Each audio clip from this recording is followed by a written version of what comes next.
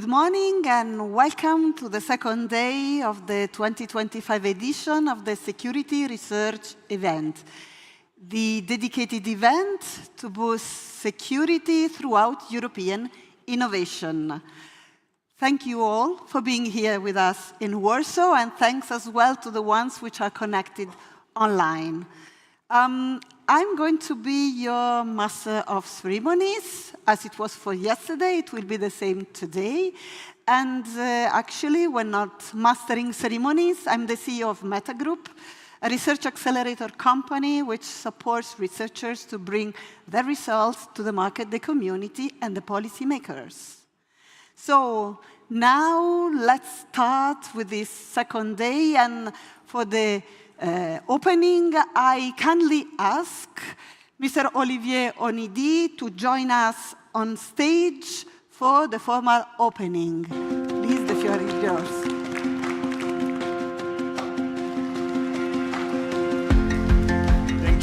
Thank you, Alessia. Good morning to all of you.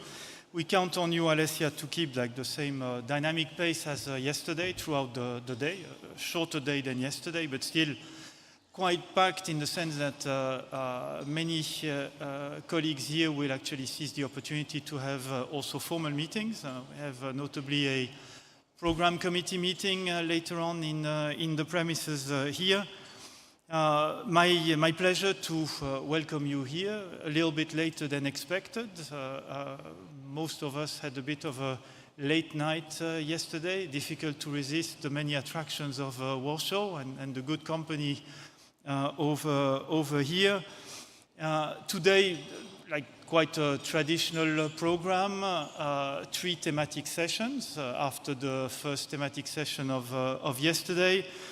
The first one is important, and notably important to my colleague here from ECHO, because it is a further signal that when talking about security research, we actually have a dynamic interpretation of what security research means. And of course, we want to continue pressing a strong priority on disaster resilience and the many dimensions of disaster resilience. First and foremost, of course, looking at some of the consequences of natural hazards and the ways to respond to this. Policy-wise, it is something that has come again to the fore, not only through the climate change dynamic, but also very much at the core of what the preparedness union means. Direct extract from the work being conducted by former President Niinisto in order to build up a better capacity at EU level to actually anticipate events, being prepared, and integrate this in all the policy areas that we deploy. So a lot will be focusing on how to better understand the possible consequences of natural hazards on the protection of our infrastructures and critical entities. I think that has been very much at the forefront of a number of incidents recently, quite explicit and dramatic incidents, which are in a way always related to some aspects coming from the overall natural disorder or changing dynamic of the natural environment around us. Public health will be a very, very important additional center of attention, and ultimately also the human dimension with the consequences on the social fabric, which are equally important. And hopefully the discussion will gear at a number of lessons or advices in terms of the responses and the type of equipment, again, building up on the technology in order to better support notably the civil protection forces. For example, how to best and maximize the possibilities of predictive tools. That is the essence of what we expect from artificial intelligence in this field. behavioral analysis as well, modeling how to better predict a number of phenomena, and then equally to better complete our capacity through different segments, including the spatial segment, to have like a complete and most objective picture as possible in terms of situational awareness, trying to grasp and use all the elements at our disposal through the different detection and observation means that we have developed. Second thematic panel later in the day will be like more traditional, the heart of what security research is about. Both fields using technologies in order to fight terrorism and crime, the traditional area. Here I think the center and the overall context will be very much the new security strategy adopted also at EU level, the so-called Protect EU framework, which puts a lot of emphasis on both foresight and innovation. Now, I think it was one of the vehicle which allowed us to project again that in terms of overall security approach in the European Union, this needed to rest on a very solid and robust foundation in terms of innovation and research. Here I think the focus will be a little bit more classical with a very strong accent on how to build capabilities. It's more practical.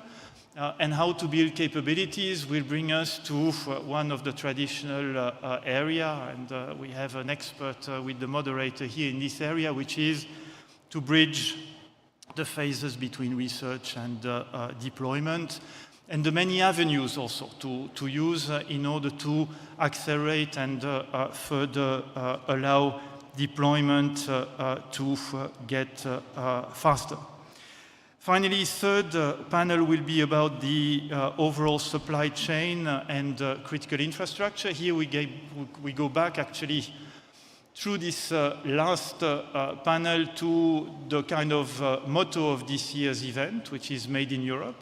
So Made in Europe means having the capability, but having the capability across the chain. So I'm very happy that we found actually a group of professional speakers who can get us into the understanding of what this supply chain means, the various actors in the supply chain, from research to production, from production to the market, and how to ensure, through also a modern technological means, better risk assessment on where our supply chain might have disruptions, might have weaknesses, and accordingly how to correct those in order, again, to contribute to the overall now established political goal of strategic autonomy. I think this is a main driver which helps us a lot because it means that we have like an additional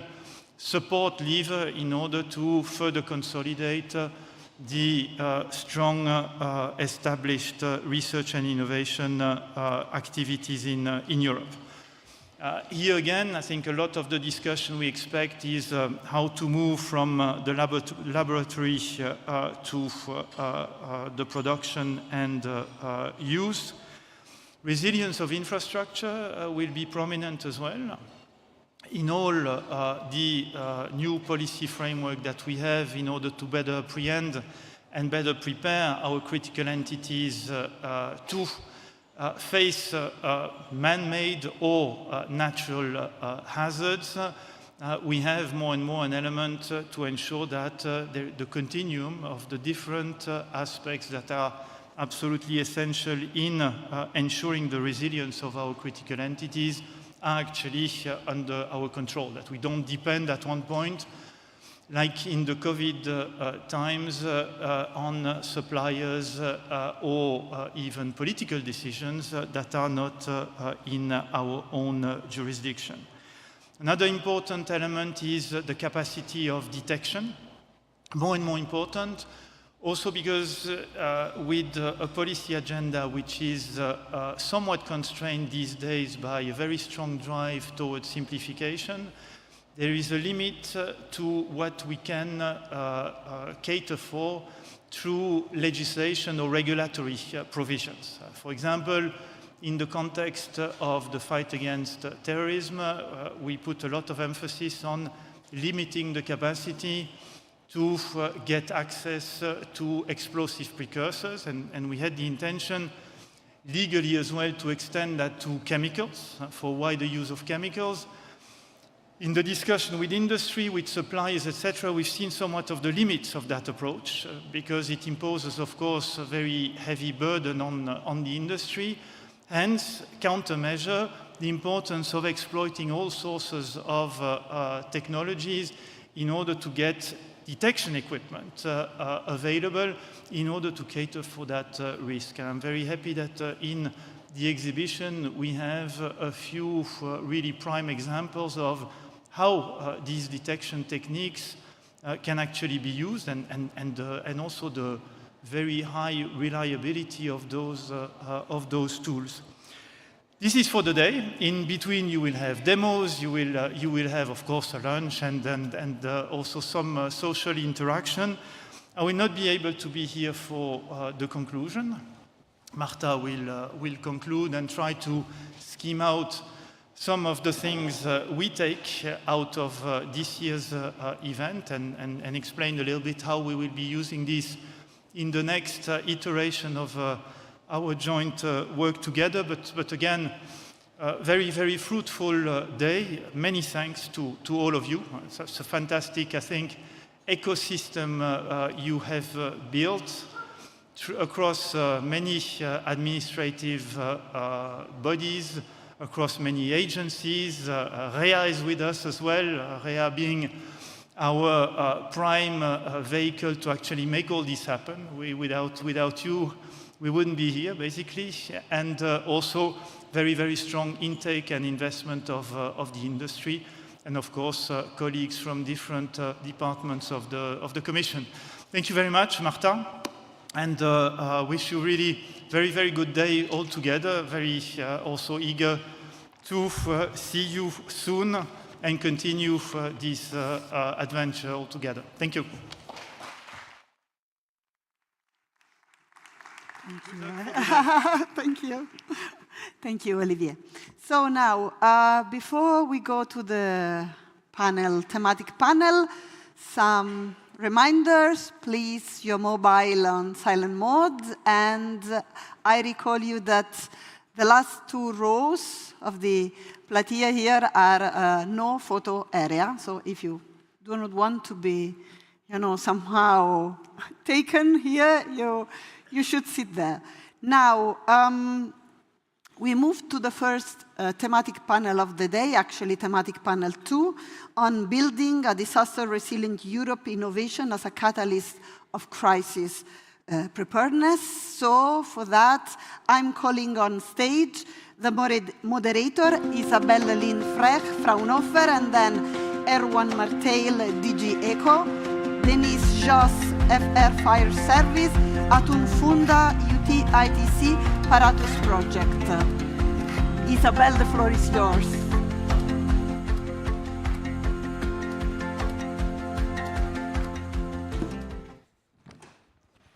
Welcome, sort of again, everybody. Pleased to meet you. And that's really impressive that already quite a crowd has shuffled in.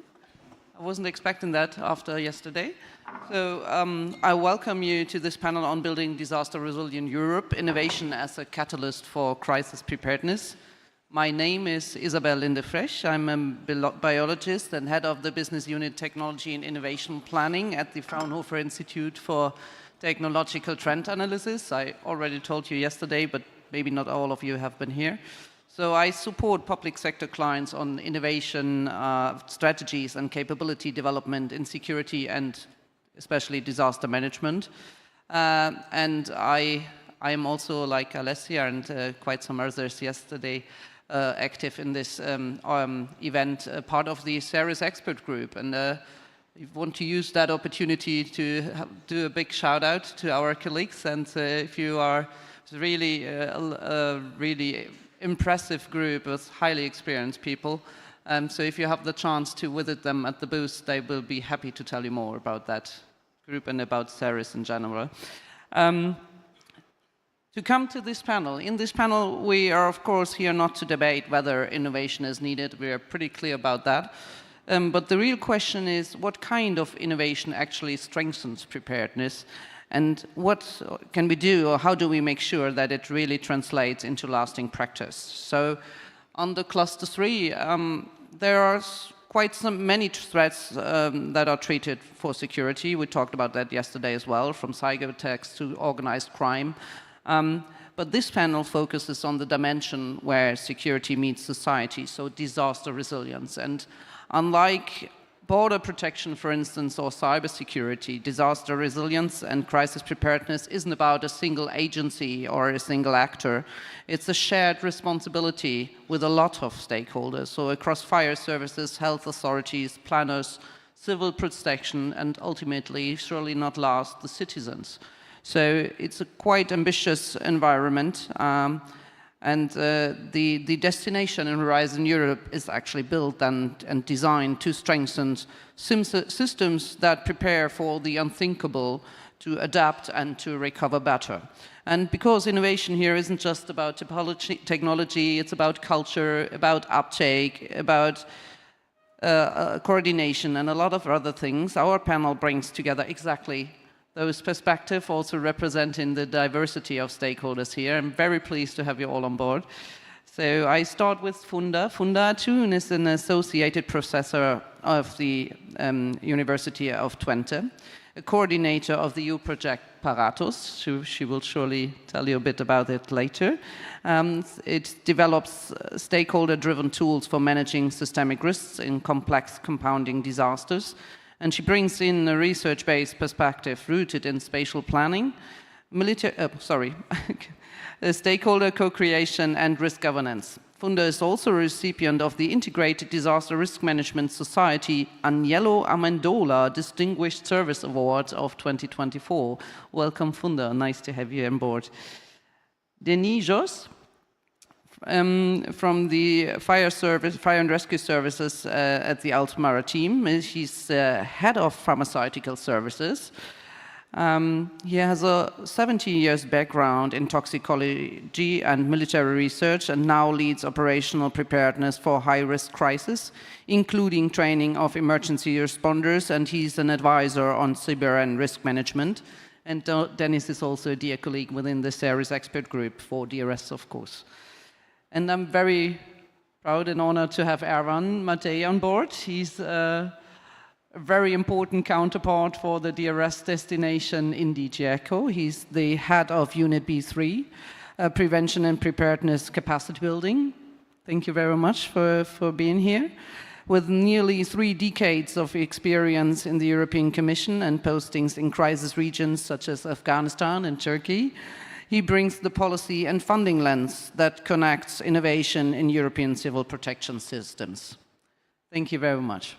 So briefly to this panel, we will start with our discussion by clarifying what actually innovation really means in this, let's say, ambitious context, and where it already has made a difference. So to maybe start with some examples. And after this sort of extension of the framing, we will roughly go through the current situation and of course also provide or try to provide an outlook how this thing will evolve. So we hear innovation a lot, but what kind of innovation actually transforms preparedness? Who wants to start? Funda? Yes? Thank you so much. So as an academic, I want to start first the definition of innovation. What do I understand by innovation? First of all, innovation is different than invention. It requires time, and it can be a new product, or it can be also like improving an existing product, existing idea, or a field. So it is a continuous process. And ideally, it ends when the product also taken up by the market. And like we cannot restrict it in one project's life cycle. And there is also, you also mentioned in the very beginning, there is a culture of innovation. So if you want to achieve innovation, you need creativity, you need ideas, you need a team, and you need leadership, and a vision, resources, infrastructure, adaptation, feedback, and also throughout the life cycle of the innovation, you will have lots of risks, so you need to be able to manage those risks. And in short, we need this culture of innovation. And I would like to give an example from the projects. For instance, yesterday, Driver Plus won an innovation award. And then Driver Plus bring in the C-Mine platform. And now in Pareto's project, we developed disaster risk stakeholder hub in C-Mine platform. So as you see, like we need continuity and like collaboration and a team to achieve the innovations. Thank you very much. So it's pretty clear that an innovation is not purely or simply a technology, for instance, that simply functions. It's much more, it's the whole context of it. And yeah, you need actually a whole family to build one. Who's next? Who wants to? Dini, you look like, please. So, good morning, everybody, and thank you, Isabel, for your nice introduction. Coming from the research facility, where I have spent almost 20 years, I was not, and when moving to the field with responders, either from the health services or from the firefighters, police, what I realized, and also coming from the military side to the civilian side, but what I realized from the difference between the research and the field really is a state of mind. When you are working in research, when you work in a lab, everybody, of course, is involved in producing something and innovating.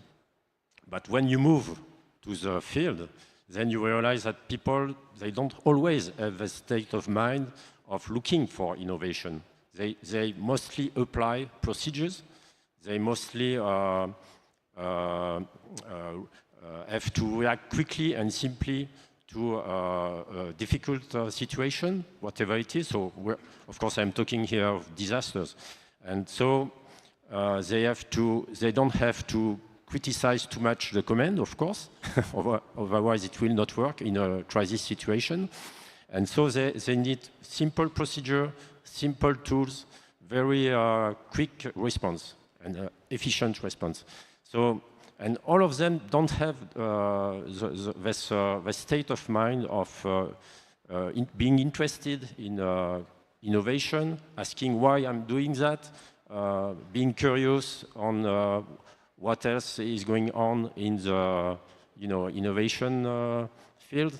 And so this is what needs to be known, I think, for all the stakeholders in this field. And another point I wanted to mention about innovation in the field, you talked about the definition. It's about how, and for the health services, how I am gonna save more lives in a more efficient way, and with considering also as a very important point is the safety of responders. So this is, I would say, the key performance indicators. So we don't have the same objectives as in the research.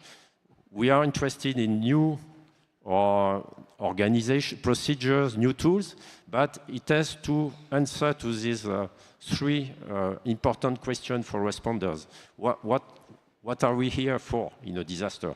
We are here to rescue people, to limit the damages, and so yeah, it's important to have these two visions, and it's really different when you come from the lab to the field. So I really encourage researchers actually to go in the field and interact and see what are those responders doing in the field? Quite important. Thank you. It's yeah.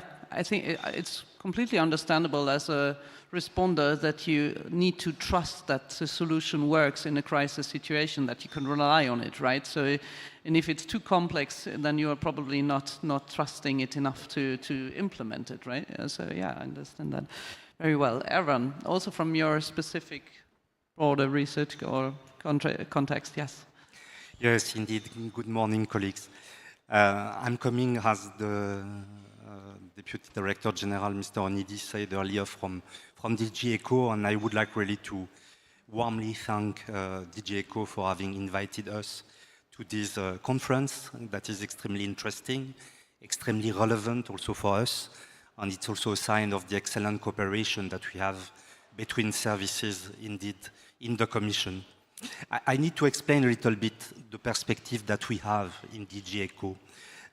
You know, in the EU, the Commission through DG ECO is in charge of supporting the civil protection community in Europe. And this is materialized in the Union Civil Protection Mechanism, the UCPM, that works on prevention, on preparedness, and on response to disasters. So, and indeed, several projects have been presented on stage yesterday. Funda, you referred to this, Driver Plus, and also you heard about Crimson. You certainly also have seen in the exhibition space several excellent Horizon projects that are presented. They are part of this cluster that is so important for us collectively. As ECO, our role is to make the connection with the community of end users, to make sure that indeed practitioners of the civil protection, people like Denis and his colleagues, get an innovation that is for them useful and applicable. And it's not easy. We all know that it is really a challenge that we have to overcome. Mr. Onidi referred rightly to the fact that indeed we have in ECO and in the Commission more generally a broad understanding of what security means. And indeed for us, it is also natural risk and hazards, of course. Even though I speak under the control of Denis and other firefighters that are present today, sometimes it's complicated to distinguish between what is a natural cause and a human-made cause. You take the example of the criminal origin of many wildfires, of course, is a good example. But whatever, we know that the dimension of climate change is really important. And also what was mentioned by Mr. Onidi is the game changer for us, which is the Ninisto report on the Preparedness Union strategy that has been adopted exactly 3 months ago. So for us, really, we see strongly the connection, and that answers already a bit your question, because the Ninisto report emphasized very eloquently the importance of reinforcing the link between funding for research for disaster preparedness and the operational deployment of cutting-edge solutions. This is mentioned really also in various ways in the strategy itself. There are references to foresight, a chapter on foresight and anticipation. There are aspects on population preparedness, critical entities. There are aspects also on the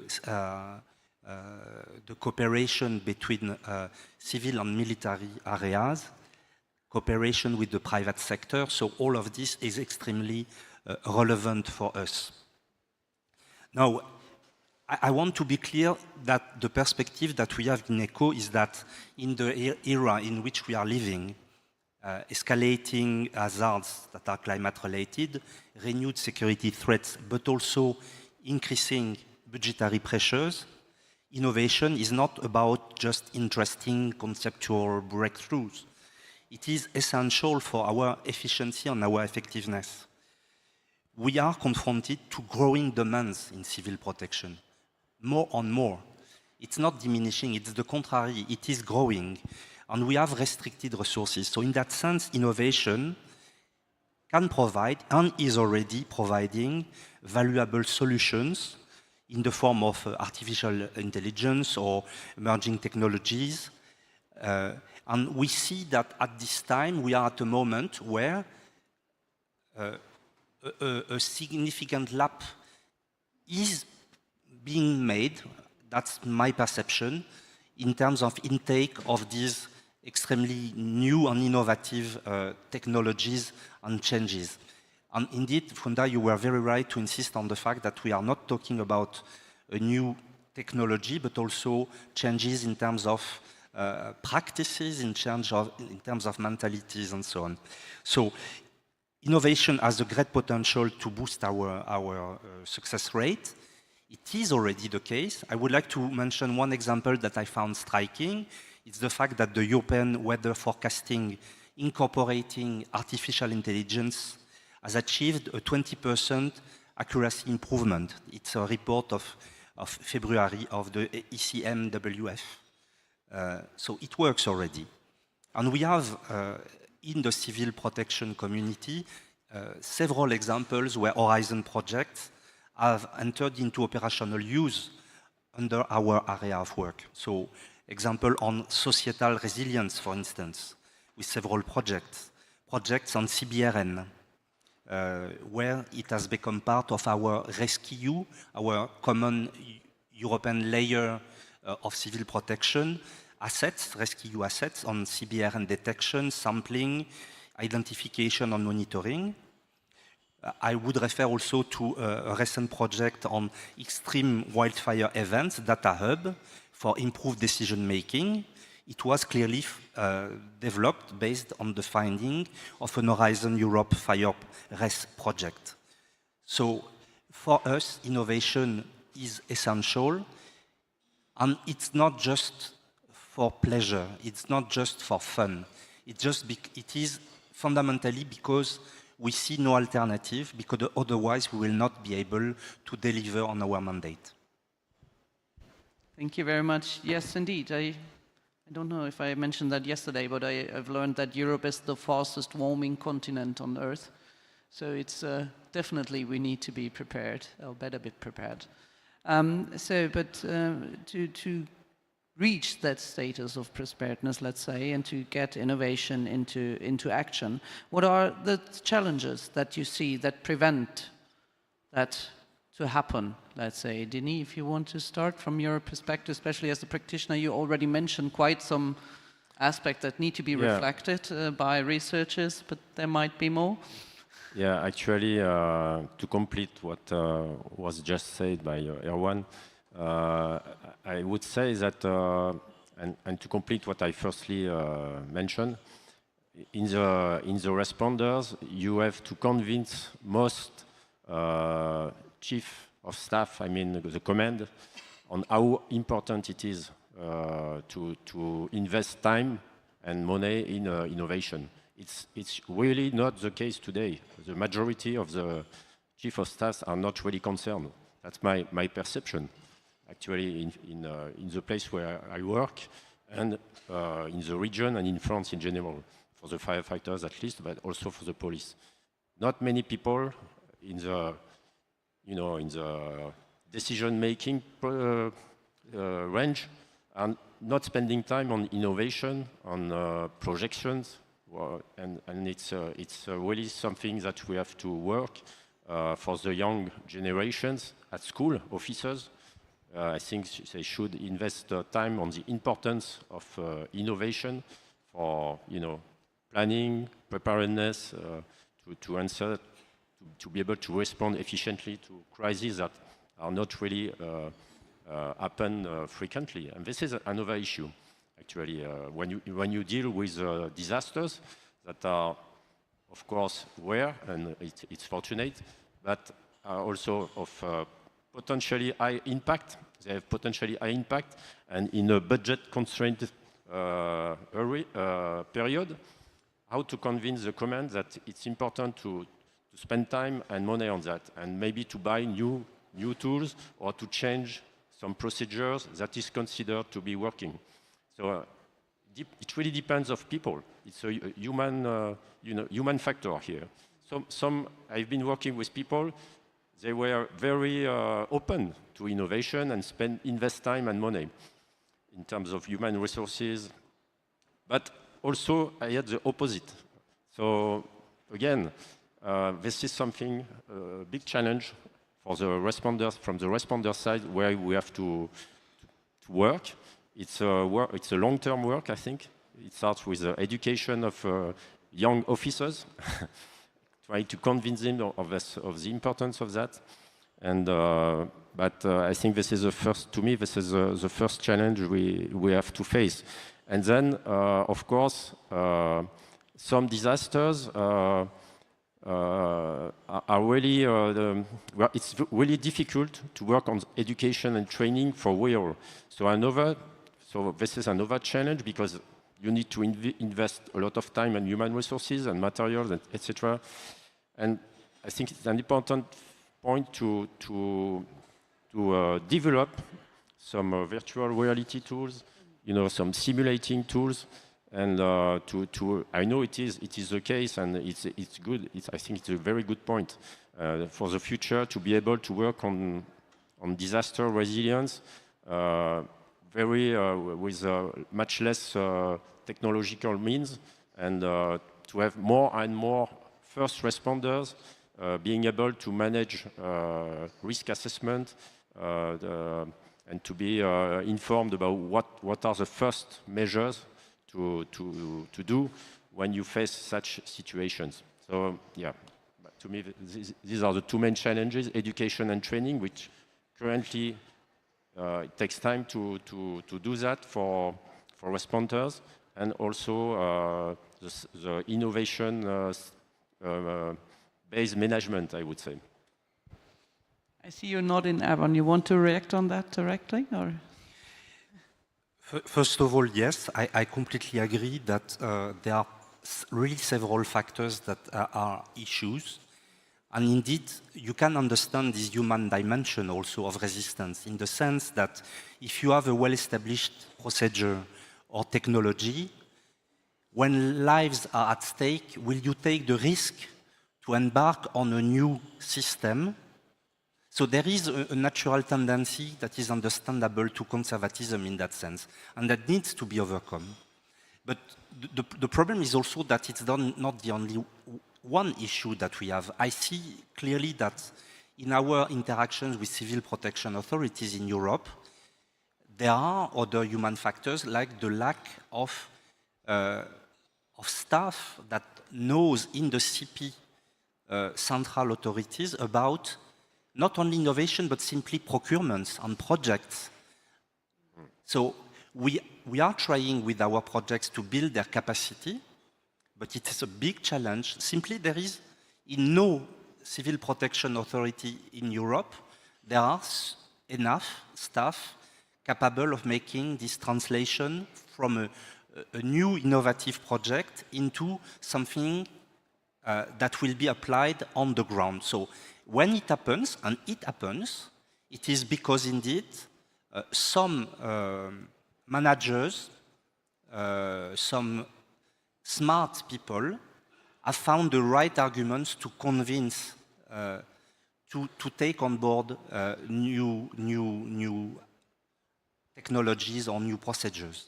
But I think it's important to also note that these are not the only obstacles.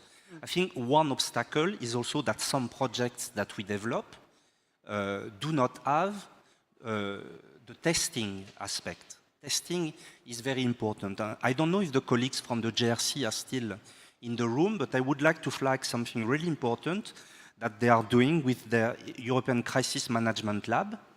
It is to test projects, to bring a project that is good beyond the testing phase, and that's really extremely useful. One of our projects that is present in the exhibition, RAS tool, which is about ground motion risk assessment, is going through this procedure, and something extremely important. We know also that a number of projects stall at the prototype phase.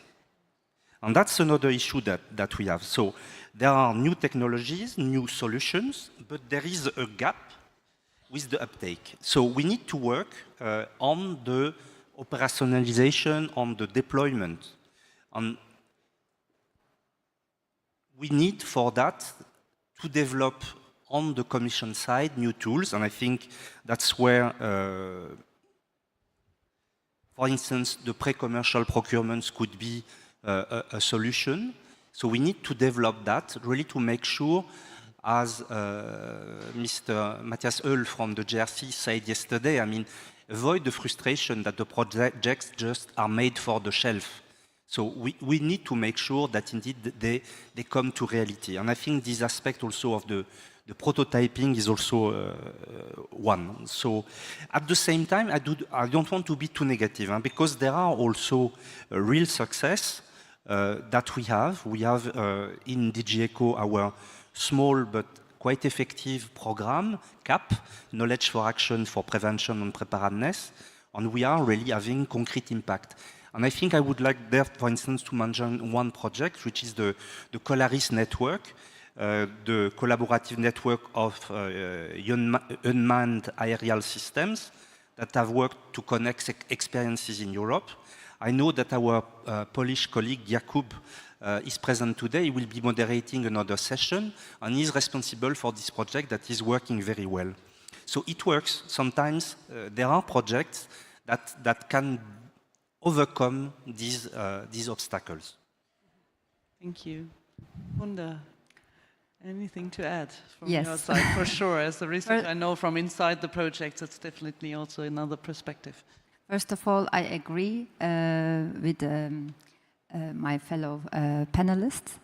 And I would like to, of course, add a few things. And but before, I want to give an example from Paratus project, and what is the innovation that we are trying to achieve, and then I link it to the challenges. So in Paratus project, we are working on the multi-hazard risk assessment. So first, we want to understand how, what is the multi-hazard interaction and how it affects various sectors. So what is the cross-sectoral relation? What is the impact on this on various sectors? And if a policymaker or urban planner would like to implement or take an action, and which action would be the best to reduce the future risk. So here, the key word is the future. So we work in present, and we are dealing with a present problem in our actual reality, in our current reality. But here, the challenge is, it's the anticipating the future. So what kind of world we're gonna live in the future? So if you just have a quick look at the trends, how things are changing. For instance, in Paratus project, we have a mega city. Now, the mega cities are good examples to test your tools, your ideas. But in 10 years, I believe, we will be talking about mega regions, not mega cities. So what would be the situation in mega regions, and how effective would be our innovative tools for today, how effective they would be in the future in mega regions, for instance. And if you look at the demographies, like the statistics, you will see there is a shift in the demography. European population, it's getting older, I'm sorry. And and it's decreasing in number, but the population, it's shift to Asia and Africa, and the environmental challenges are totally different than we are dealing here in Europe. And so these are really the challenges to anticipate the future. And of course, there are these technological content-related challenges. It's not one person's work. Not only one expertise can create an innovative tool, because we are talking about multi-hazard, multi-sectoral approach, systemic risk. So we need to collaborate. And as I said in the very beginning, we need a team and a leadership, infrastructure, and resources. And I fully agree that researchers should interact with the people in the field, because it gives you a different perspective. It helps you to understand what is really needed and how can I use my scientific knowledge to help the practitioners. So I don't see anything separated, like researchers and practitioners, they should collaborate. And yesterday there were also nice discussion about how public-private sectors also started collaborating, which was not the case 5-6 years ago. So, these are some challenges. Another one is like, so it's highly related to the time also, the time you need and these changes. And also the local characteristics. So it is difficult, like, I mean, in Paratus we have 4 different case study areas to overcome this challenge. We have Istanbul as a megacity, we have Bucharest as a medium-sized European city, we have the Alpine region, the Brenner corridor between Italy and Austria, and we have the Caribbean islands. So every case brings in a different perspective. And we are aware that when we have a methodology, when we have a tool, it won't fit to all. So we kind of adapt it according to the local characteristics, because it is a must. So you need to consider the situation in those areas. An island is different than a mountainous area. So we need a tool also kind of like that we can implement in these different localities, the geographies. This is also a challenge. So, so this tool has to be taken by the end users. And this means that you need to collaborate with them since the very beginning, and ideally while writing even the proposal. Because they should feel ownership of the project, of the tool as well. And you need to be open for feedback so that you can always improve the tool. But all those things also require time. So you go, you collect feedback, and then you improve it further. You go again to your end users, and you test the tool again with them. And there was another issue that we realized in the very beginning, and like end users, they are not data providers. I say this all the time. So they are our project partners. They are not in our project just to give us the data. So this approach, this mindset, we need to change this mindset. We need to really collaborate and involve them in every stage of the project. Otherwise, so seeing them as a data provider is a challenge, according to me. Thank you. It's very, very interesting to hear, and that matches quite my experiences as a researcher as well. So starting from that operational context reflection with all its procedural, cultural, whatever aspects, but especially that foresight, that anticipation of future threats, which is not only a challenge for end users. Denis mentioned that especially the chiefs and so on are not willing to think about innovation. I once had a chief, well, with a quite iconic quote, who said, compared to the disasters that we had, we are well prepared, which is frightening, sort of. But there are many, as you mentioned as well, many, also you mentioned the fire risk project and so on, that Greendale activity with wildfire risk management. There are a lot of firefighters actively and willing to change, who were able to create permanent units and have that right mindset, and so that is obviously needed. And I think that we had that topic yesterday as well. We definitely need to advocate more on this, and that especially practitioners are triggered and motivated to join us, because we need them to definitely co-create those solutions. As you mentioned, it's really definitely, it's a partnership, and it should be. You will never have a solution that fits the requirements if they are not there from the beginning. So, Denis, I see that you... Just to comment a little bit more on that. I think, and I agree with Funda, it's not only co-creation of project, it's co-design of project. The researchers have to know what are the procedures of responders, what are the constraints in the field when designing the project. If they start contacting the responders 1 month before or 2 months before the project starts, to me it's too late already, because they might realize during the project that it's a dead end where they are going. And if they had spent maybe a little bit more time with the responders before the project starts, it would not have happened. And at the end, you finish with a project without any practical applications. So yeah, it's not only co-creation, it's co-design. And another important point is to consider both military and civilian responders. I think it's quite important already from the market point of view. For the CBRN, I am more an expert in the CBRN field. I know more and more industrials are considering both the civilian and military side, because so they have, the market is much wider, and you have to think of it as developers of both markets, of course, and also from the responder side.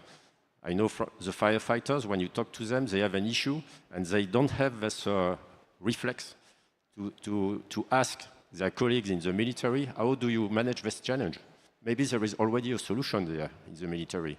Then the issue is to get the solution. But if you have the good relationships between the military and the civilians, you will know the solution. And so this is an important point that maybe has not been mentioned during the discussion, but military and civilians, they really have to work together, not only at the high level, but also in the field. They have to, and the training is very important for that, because they have to work as coordinated. In some countries, they have to work as, the command has to be very coordinated to be successful, to be efficient. So yeah, that was my 2 comments on this point. Thank you. Yeah, I think I see quite some officials that I need to highlight that, of course, Cluster 3 at the moment is purely focusing on civil applications, which doesn't mean that we could respect especially the aspects also regarding interoperability and which doesn't focus only on technology again, but also on standard operating procedures and so on. So to at least make the interfaces ready is for sure something. And spin-outs and spin-ins are, of course, always feasible as well. And spin-outs out of defense, for sure, are rarely seen so far. And especially under civil protection might be quite some similar challenges, yes. I could just give you an example on personal protective equipment, on,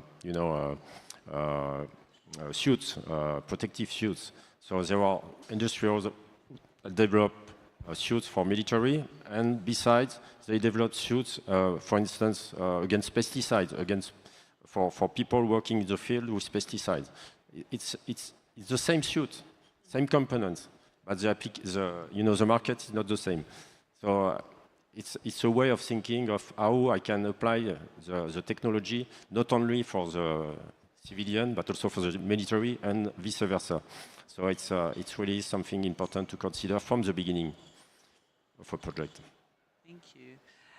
We heard quite some good and also some bad examples on things on to do and not to do, and we try to have a little outlook now, and I try to fix to the technicians beyond if they can or assign our Slido question, because we have 1 Slido questions to the audience.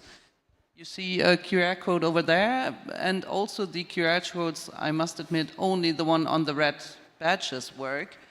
And we would like to ask you what capability will be most needed in 2035. So it's really also with regard to the future and to anticipate the current situation by then. And think really in capabilities, not in solutions. Try to keep it short. And if you already see an answer that is popping up there, please feel free to put in the same, because then it's a word cloud, so it will enlarge and focus on the priorities. While we do the outlook, and hopefully we are not confusing the audience with it, because we are not only looking at potential capability gaps, but also on maybe new instruments or policy signals that are missing. If there is anything, so we can leave that, you know, work that a little bit out and wait for 5-10 minutes, but we could go ahead with our discussion. So is there any new instruments that you would like to see? When we just discussed, I was thinking if we would need a sort of an Erasmus program for researchers to join practitioners for a certain time. Maybe that might be something. Is there something that you have in mind, or also with regard to policies that might be missing, because we already have quite some in place, but Funda, is there anything? Like a tool, you mean? Yeah, instruments, for funding instruments, for instance, or also maybe also to overcome all those obstacles that you mentioned, or that could support the good approaches that you mentioned as well. So I also see a little bit there, like the challenges. I also said multi-hazard, for instance, which is quite challenging to predict, like especially in such a world like that we are living in. It's very complex. Everything is in interaction. So I see predictability is not a possibility anymore. You cannot be predictable enough, like how different hazards will interact each other. So, but we need a little bit more flexibility in every aspect. Like you ask about funding mechanisms, so we need a little bit flexibility and innovative mindset also for funding mechanisms, because like doing something in 4 years and then also like an innovation and research project, limiting it only in 4 years is, it doesn't reflect reality, and it is not very helpful, because like of course you can do a lot, and we really do a lot in Paratus project, and we are doing more than we promised, but we need some other funding mechanisms that can help us to take it up, or help the market to take it and implement the project, because innovation is something like different, but for the implementation, you need another kind of project that is, you need a different kind of design also to implement what you have already developed.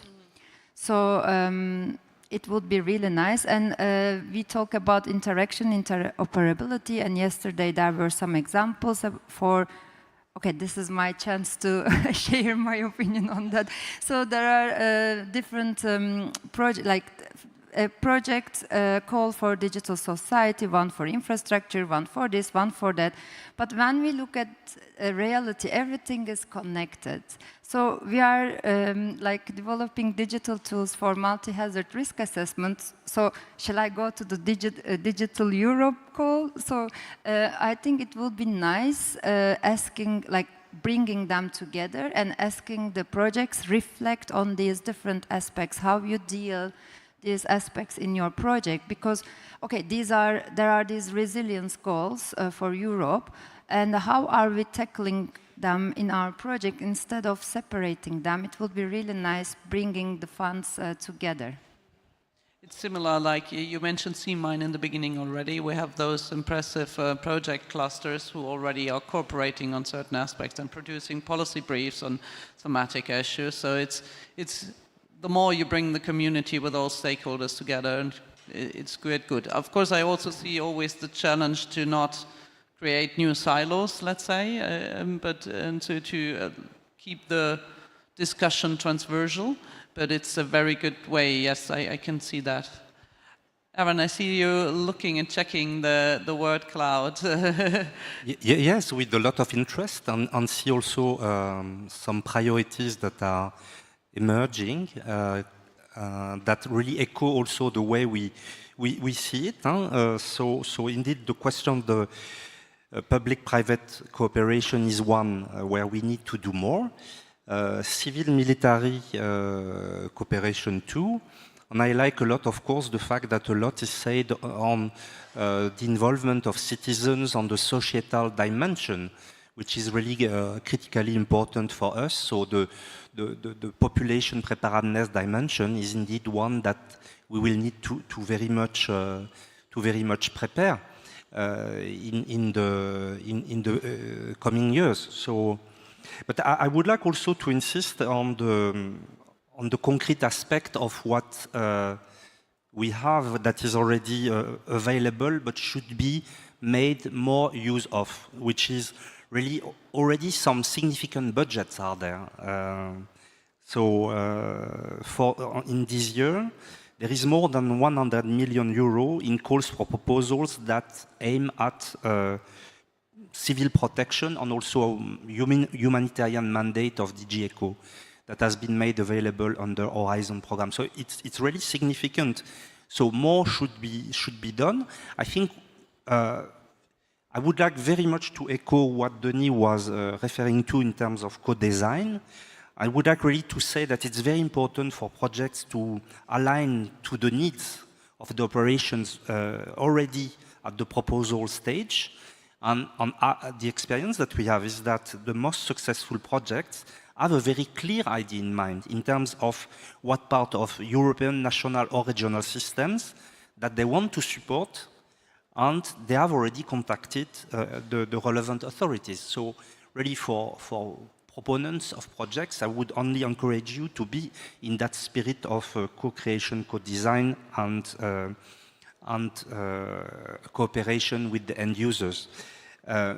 We have recommended as well that the 2026-2027 Horizon Europe work program aligns with the preparedness union strategy on the different dimensions, and particularly on the one related to population preparedness is indeed important. I would mention that there is the dimension of AI. I have referred to that already earlier, but I think we need to see that there are really considerable funds that are available at the EU level. Of course, the funds is not enough. What we need to do is to have also more introductory trainings and more guidance that are necessary for the policymakers, for the practitioners. Again, it's not enough to just have a nice technology. What you need is to make it useful. That's something that we are doing in ECO with developing an e-learning course on introduction to AI in disaster preparedness. So we are really trying to already do this. Yes, I think these are the points. And again, I find really interesting the cloud of ideas that we see here. Yes. I can just agree, and what Dennis and you mentioned regarding the co-design, it's actually the practitioners or end users that should design or do the impact or define the impact of the later project, the long-term impact, and also assess whether the objectives are reasonable and achievable to get to that impact, this pathway to impact. So it's the core of every project that you need to describe, and it at least needs to be clearly reviewed and assessed by practitioners during the proposal phase. Yes. Denis? Yeah, regarding your question on the gaps, firstly, we should all know about the IFA3 website, International Forum to Advance Research, First Responder Innovation. I think Tina might be here in this room, and she could probably answer to your question about this website. I think it's a very good idea, actually, to list what are the gaps and what are the current advances, what are the current projects dealing with these gaps. To my point of view, maybe one gap that is not necessarily often mentioned, and which is related to health services, is because health services in mass casualty incident are so few. You know, there are not many, in some countries I know there are no paramedics or medics, you know, in the red-orange area when you do zonage. And those people are very precious because they're going to save lives at the end in an emergency way. And they face several issues. One issue is PPE. They need more comfortable suits to be efficient. In some places, it's not the case. I've seen that in many countries. PPE are too, in terms of thermophysiology, it's too constrained, too many constraints for them. So they would be able to do their task for 1 hour, 30 minutes, and then they have to be removed because they could not stand anymore the PPE. So this is something important to have in mind. And the second aspect is to have ready-to-use therapeutics. You know, for those countries again, and there are not many in Europe, but they have to think of it. If you want to save lives as earlier as possible in certain situations, you need the drugs to be administered as soon as possible, with people able to do that. And we might have to develop, and this is more related to industrial pharmaceutics. It's ready-to-use drugs, you know, to manage some mass casualty incidents. If you start preparing drugs in the field, in very difficult conditions, you are going to lose a lot of time and human resources to do that. So then, if you come back to responders globally, I think risk assessment is quite important. There are many projects dealing with that, and I think it's very important using drones to have a quicker assessment of what is the situation in the field.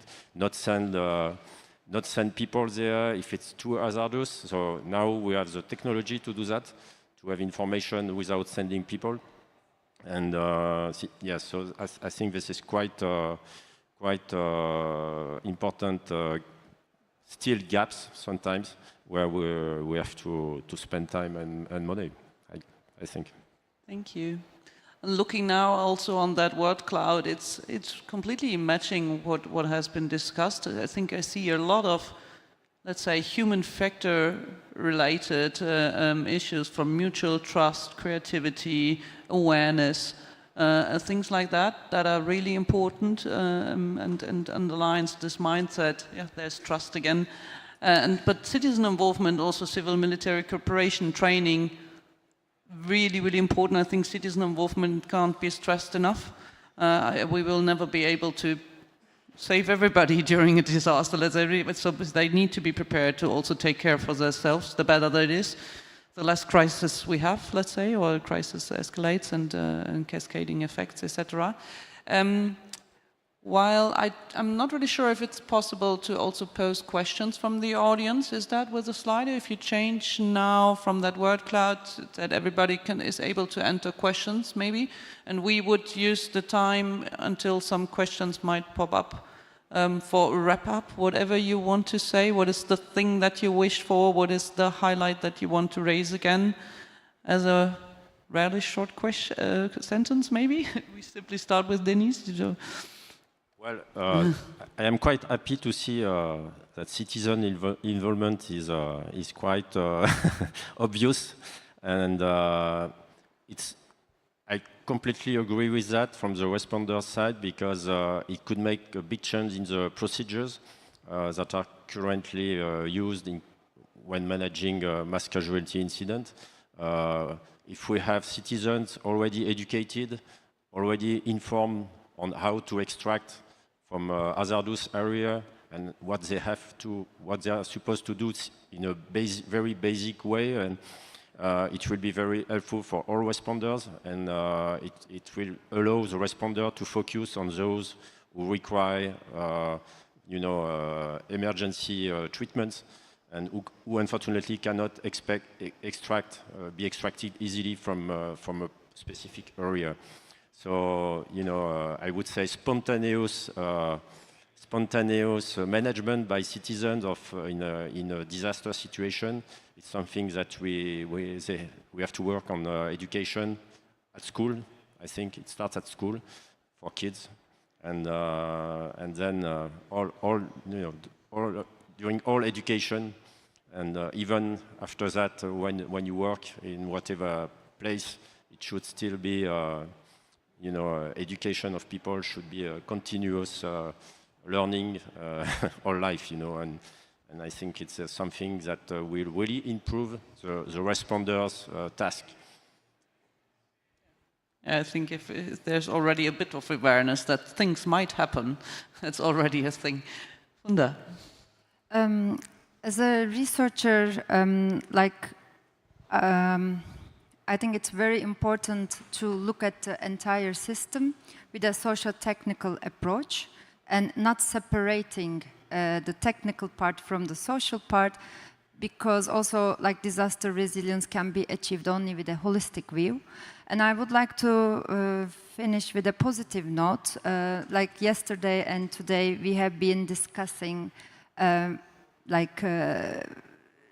can we implement the tools that we have developed. So I see this very positive, because this means that we have a lot of tools already, and now we are discussing all together, and we have even politicians, like yesterday we had a politician, and so we are discussing all together what do we need to do to implement what we have developed or co-designed together with other stakeholders. So this is very positive. So because we are discussing it, this means that we are very close to finding the solutions. I fully relate. I was also positively surprised by the positive spirit, let's say, and it really feels like it's a common and shared understanding that we definitely need that, and everybody is willing to support that things to happen. Erwan, would you join us? I completely join you on the appreciation for the very positive spirit, indeed.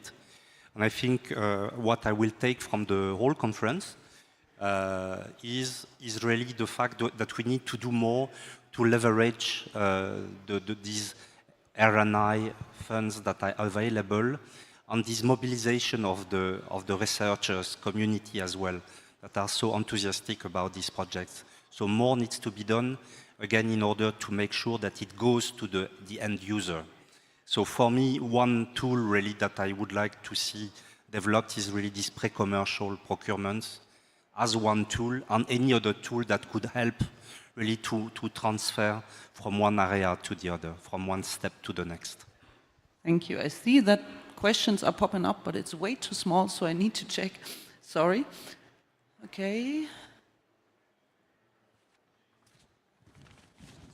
Well, I mean, it's actually our time is over, but it's just three, so we go three very briefly. How will we handle crisis in the area of being flooded by AI-driven and produced fake news? That is, how do we handle crisis? How do we overcome, find the right channels of communication, I guess, that people are not listening to those fake news during a crisis. Anybody wants to answer that briefly? May I add something? I think it should start not during the crisis, before the crisis, by training. So. Definitely. It's again the prepared society who laughs about fake news. It would be good. Completely agree. I think this aspect, we need to do much more on risk communication vis-à-vis the population, that they know they are mentally prepared, and they know already what the risks are and what the response should be. Okay, second question is, how can research on preparedness, which is non-technical, be scaled up to reach significant parts of the European population? Are there results on this? So how, if I got that right, so if it's non-technical, it would be a procedural aspect, and to scale that up to really, of the European population. So it's probably also something citizen-related. Do I see somebody nodding? Maybe I could say one thing, is that for us, and our colleagues in the Commission, and it includes the JRC, the research dimension is not only on technical or devices or whatever, it's also, for instance, on social sciences. The behavioral dimension is very important, and we are working on this already. We have ongoing projects that are related to better understanding what is the behavior of the people, what is the psychology of the people when they are before, during, and after a crisis. And Clearly, this is not a device issue, but it's a knowledge issue, it's a science issue. So it's not technical, but it is definitely a research dimension that needs to be developed. Which matches also what Funda mentioned with regard to risk perception and so on, to understand that in the whole diversity of society, right? Denis? Yeah, just a short comment on that. I think in some places it might already exist, but it would be interesting to evaluate the resilience capacity in some whatever area, or city, or even an organization, and that would give some, some basis on where we are and how to improve. What if we involve the citizen in that, so they contribute to the, to the rescue? Yeah, so there are many things to do on that. I think one question is usually when you start thinking of how resilient this service is.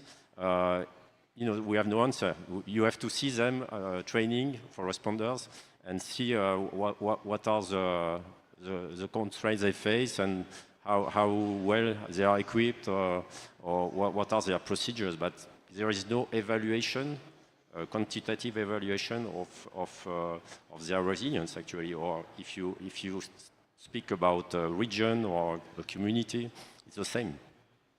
Measuring that. Yeah, and in scaling it up is, if we talk about education, is the broadly implemented education from starting in the kindergarten actually to really in the education of responders as well, and to rightly communicate with citizens and how they approach them as well.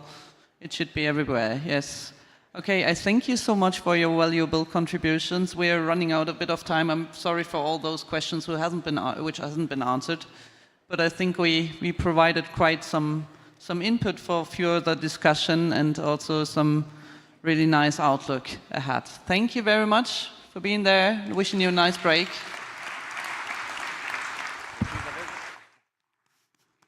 Thank you very much. And now, yes, we have the coffee break. We reconvene at 11. And please consider that in parallel with the coffee break, we are running a demonstration of Project Sunrise demo area. You should know where it is now.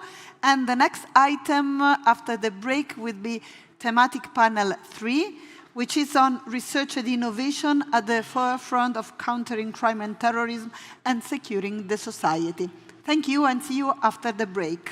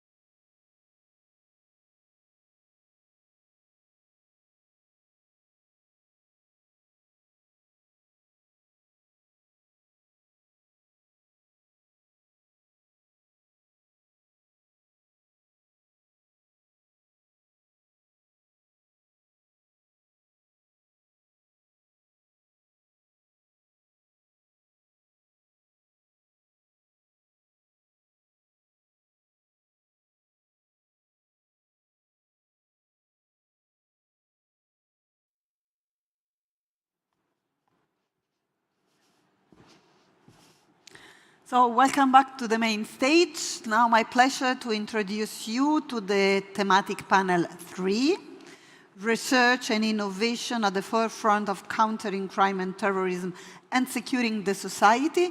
For this purpose, I'm kindly asking the moderator and the panelists to join me on stage. So the moderator is Caroline Davies, Harris Experts. Speakers, we have Anna Sutcliffe, PT National Innovation Agency, Greg Mournier, Head of Europol Innovation Lab, and Wenke Meding, Swedish Police.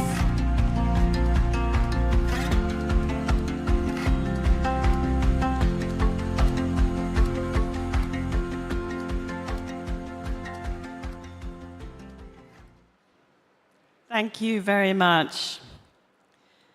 So, good morning, everyone, and welcome to this panel on research and innovation at the forefront of countering crime and terrorism and securing society. I'm Caroline Davey, Professor at the University of Salford in the UK and Director of the Design Against Crime Solution Centre, and I'll be your moderator for our discussions today. So this is a subject that I'm passionate about, not least because through projects like Cutting Crime Impact and now Engage to Innovate, I've seen firsthand both the potential and the pitfalls of European security research and innovation.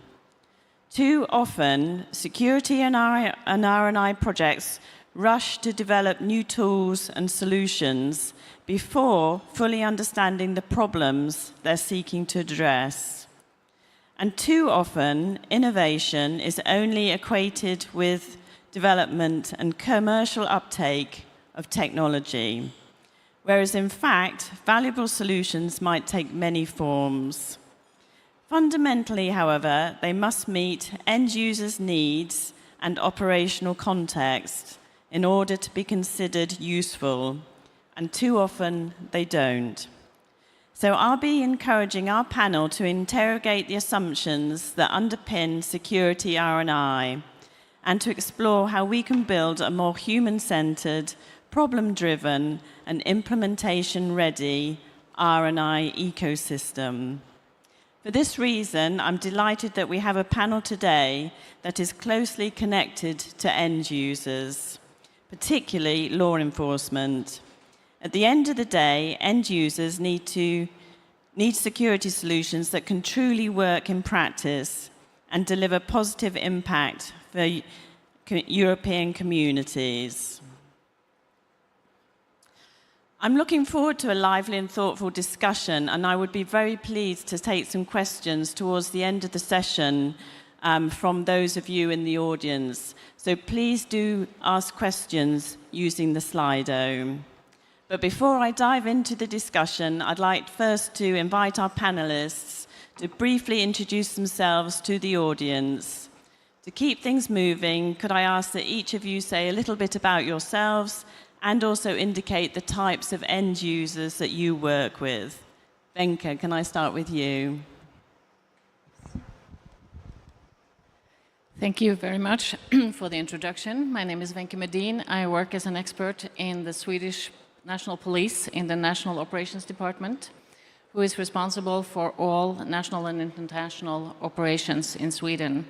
But today I'm also here in a different role as the chair of the European Clearing Board, the EUCB, which is a permanent structure created by the Europol head of national units. And it consists of innovation and tech experts from all EU countries and also the Schengen associate countries. And we meet regularly to discuss the prioritized capabilities of law enforcement. We cooperate in core and strategic groups to develop the capabilities needed by law enforcement.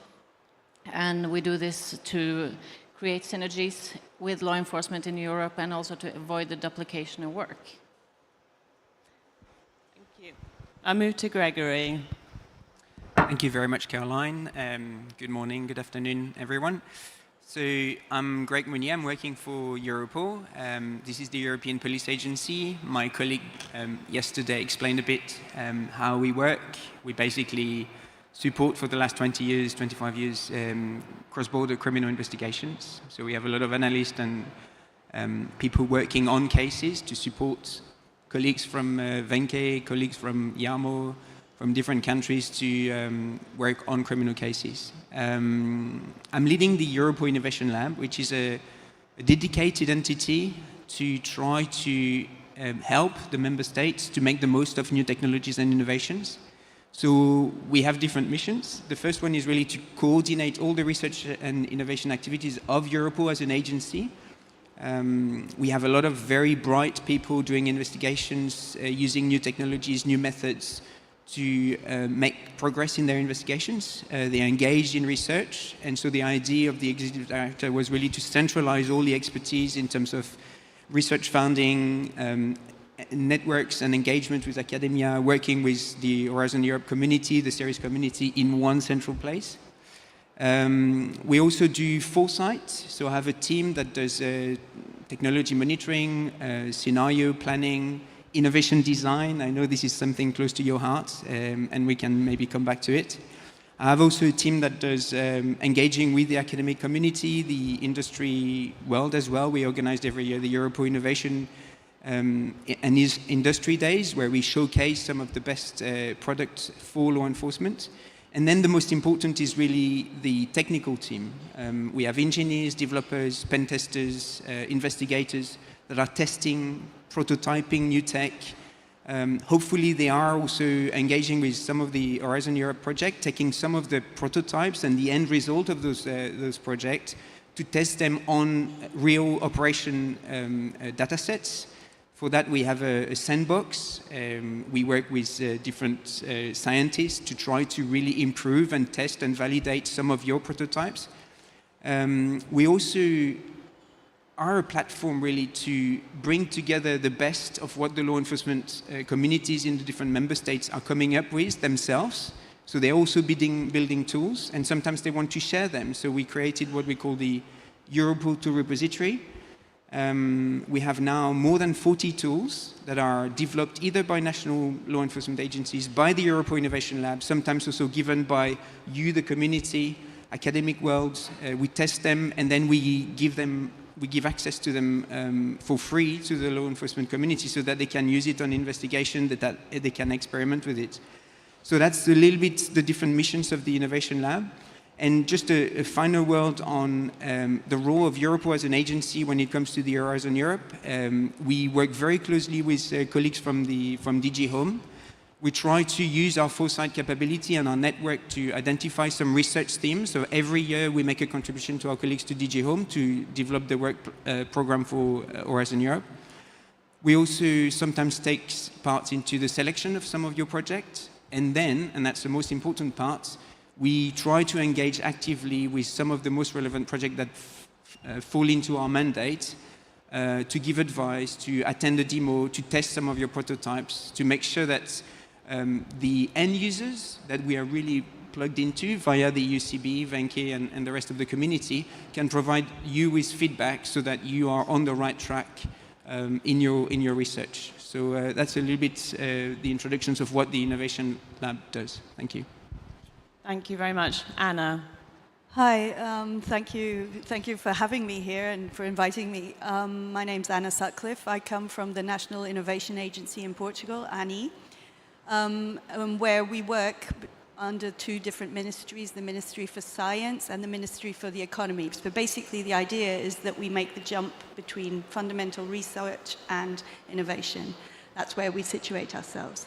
And within them, I accompany Horizon Europe Cluster 3 in two capacities as the national delegate. So I sit in the program committee, and where we help develop the work programs along with Europol as well as one of the advisors, and also as the national contact point, where I have a more direct relationship with our end users, our stakeholders, not just the end users, but also the academy, industry, and small, medium enterprises. Basically, the idea is that I know what we're doing at a national level, encourage these people to apply to Horizon Europe, show them what it is that they have available to them in terms of funding and different opportunities, not limited obviously to Cluster 3, but to others. Sometimes we don't see opportunities directly as an innovator, but we can help you open up landscape. And basically that's what I do. I just try to know what's going on in both sides of the world and put everything together. Thank you very much. So, to open up the discussion, then I'd turn first to Venka. In European security circles, when people talk about innovation, they often mean technology. The terms are seen as synonymous. But of course, technology, innovation, when we're talking about innovation, it can actually take many different forms. How are the Swedish police moving beyond this technology-centric mindset and approaching innovation as a broader capability issue? And what lessons do you think others might learn from this? Well, thank you so much for giving me the opportunity to talk about this. And I find it very interesting, the question, because tech is, of course, the enabler for very much of what we do. And the services being done from many Horizon projects and from the lab are crucial for us. But I find the concept of innovation quite interesting because you find as many interpretations as you find people working with it. And I think one of the interpretations is innovation is needed to stay relevant. And also it's a mindset question on how to meet every situation, but how can we make this better? How can we create value? So it requires a mindset change of a very open mind. In Sweden, as many of you know, we've had a very intensive fight against organized crime, and we still do. The level of crime is very serious, and the criminal networks are seriously affecting our society through attacks on our institutions, on vulnerable individuals. And we see that as a democracy question, that we need to tackle this in a very different way than we have before. And the crime is, as you know, changing constantly. It is not, they are super innovative and creative, so not working with innovation is not an option. So we had also this perspective that with the right tools, we're there. But then we saw that we need to think broader. So we started thinking more in capabilities, and capabilities is tech, capabilities is competence, structures, hierarchy, attitudes, culture, and so on. And so then we, in the Swedish police, decided that we have to throw away the old ways of working. We have to create cross-functional teams working from a problem. What is the problem that we're meeting? What are we actually looking at? And so we used a lot of design thinking methodology to identify the different problems that we were facing. And then we saw that the hierarchies doesn't really do us very good. So we had to throw those aboard when we can. And we started inviting different cross-cultural, cross-functional teams with social services, schools, and other societal actors that can help us. And what we started with then was, okay, we just have to test our way. It's a very complex issue. We do not know what the right solution is. So we started testing with ways of working, with data, how we share data, our systems, our tech, who does what. And it was also very important in this way, so it's create a culture where testing and failing fast was a possibility and also a necessity. And what we saw when we started working like this, working with innovation, but in all aspects of our operations, suddenly we reached results that we hadn't done. We were able to tackle crime and hit them where it hurt the most. And it's been very invigorating to see these results. So now, actually, it is implemented as the new operational model for the whole Swedish police. But this has required continuous involvement of all levels of the organization. We are very much in contact with the operational staff continuously because they know what we're seeing, they know what the problem is, and they know what tools they need to attack this problem. So it's really innovation in all aspects, with tech, of course, important, but all the other tools as well. So I think the mindset of how do we stay relevant, how do we attack the problem correctly, and what can others learn? I mean, thinking out of the box and daring to see it from a holistic perspective. Fantastic. Thank you very much for that insight. So, Gregory, if I can turn to you next. Given Europol's cross-border mission and role in addressing cybercrime, it's no surprise that much of the innovation you're involved in is actually highly technology-driven. But I know that there's growing interest at Europol in broader approaches, including human-centered design. So could you perhaps tell us a little about how Europol's approach to innovation is evolving and why? Yeah, that's a very good question. First of all, we're not only doing cybercrime, we're doing many other types of, supporting many investigations in many different types of crime, including counterterrorism and others. These are really fields where technology is a bias, and investigators like tools, they like to play with things, so that's why we have this really technical bias. But it's true that gradually over the years, we've learned to open up to new methods, and in particular innovation design. I think the success stories, I think we can call it the success stories in Sweden, of adopting these new methods of thinking, using innovation design to design new crime-fighting strategies at national and local level, was so successful that at the end we are collaborating very closely with the Swedish police. They have sent us an expert in innovation design who was really instrumental in designing this new technology, this new methodology. We have also about 2 years ago hired an innovation design specialist. So we're beefing up the team of innovation design, trying to adopt the methodology. And I think it's really important in 3 aspects from my perspective. Now with 2 years of historical perspective. First of all, innovation design specialists are really good at putting the user at the center of the experience and the design process. We've been working a lot with engineers, developers, technologists, but they do have a different approach. They tend to identify innovation potential that technologists won't see because they put the users really at the center. They have a full methodology to engage, to gather the requirement, obviously, but go a little bit beyond. Putting this human factor is really making us develop not only technologically advanced tools, but also more effective tools. So that's the first reason. I think they're also very good innovation design specialists to take the context into consideration. So they will find areas to develop the tools in a certain way that will make it more efficient. To give you an example, we've launched 2 pilots with university students, master students in innovation design. We gave them brief and task. For instance, please work for the next 6 months on a new AI tool interface for law enforcement. And they really bring a fresh perspective on how the tools was developed. And for instance, they've highlighted new features such as embedding explainable AI functions. So if you're an investigator, you're working with a platform, getting information processed partly by AI, for instance, you would have a transparency labeling system that will tell you this piece of investigation or information has been reviewed by an investigator, this one hasn't.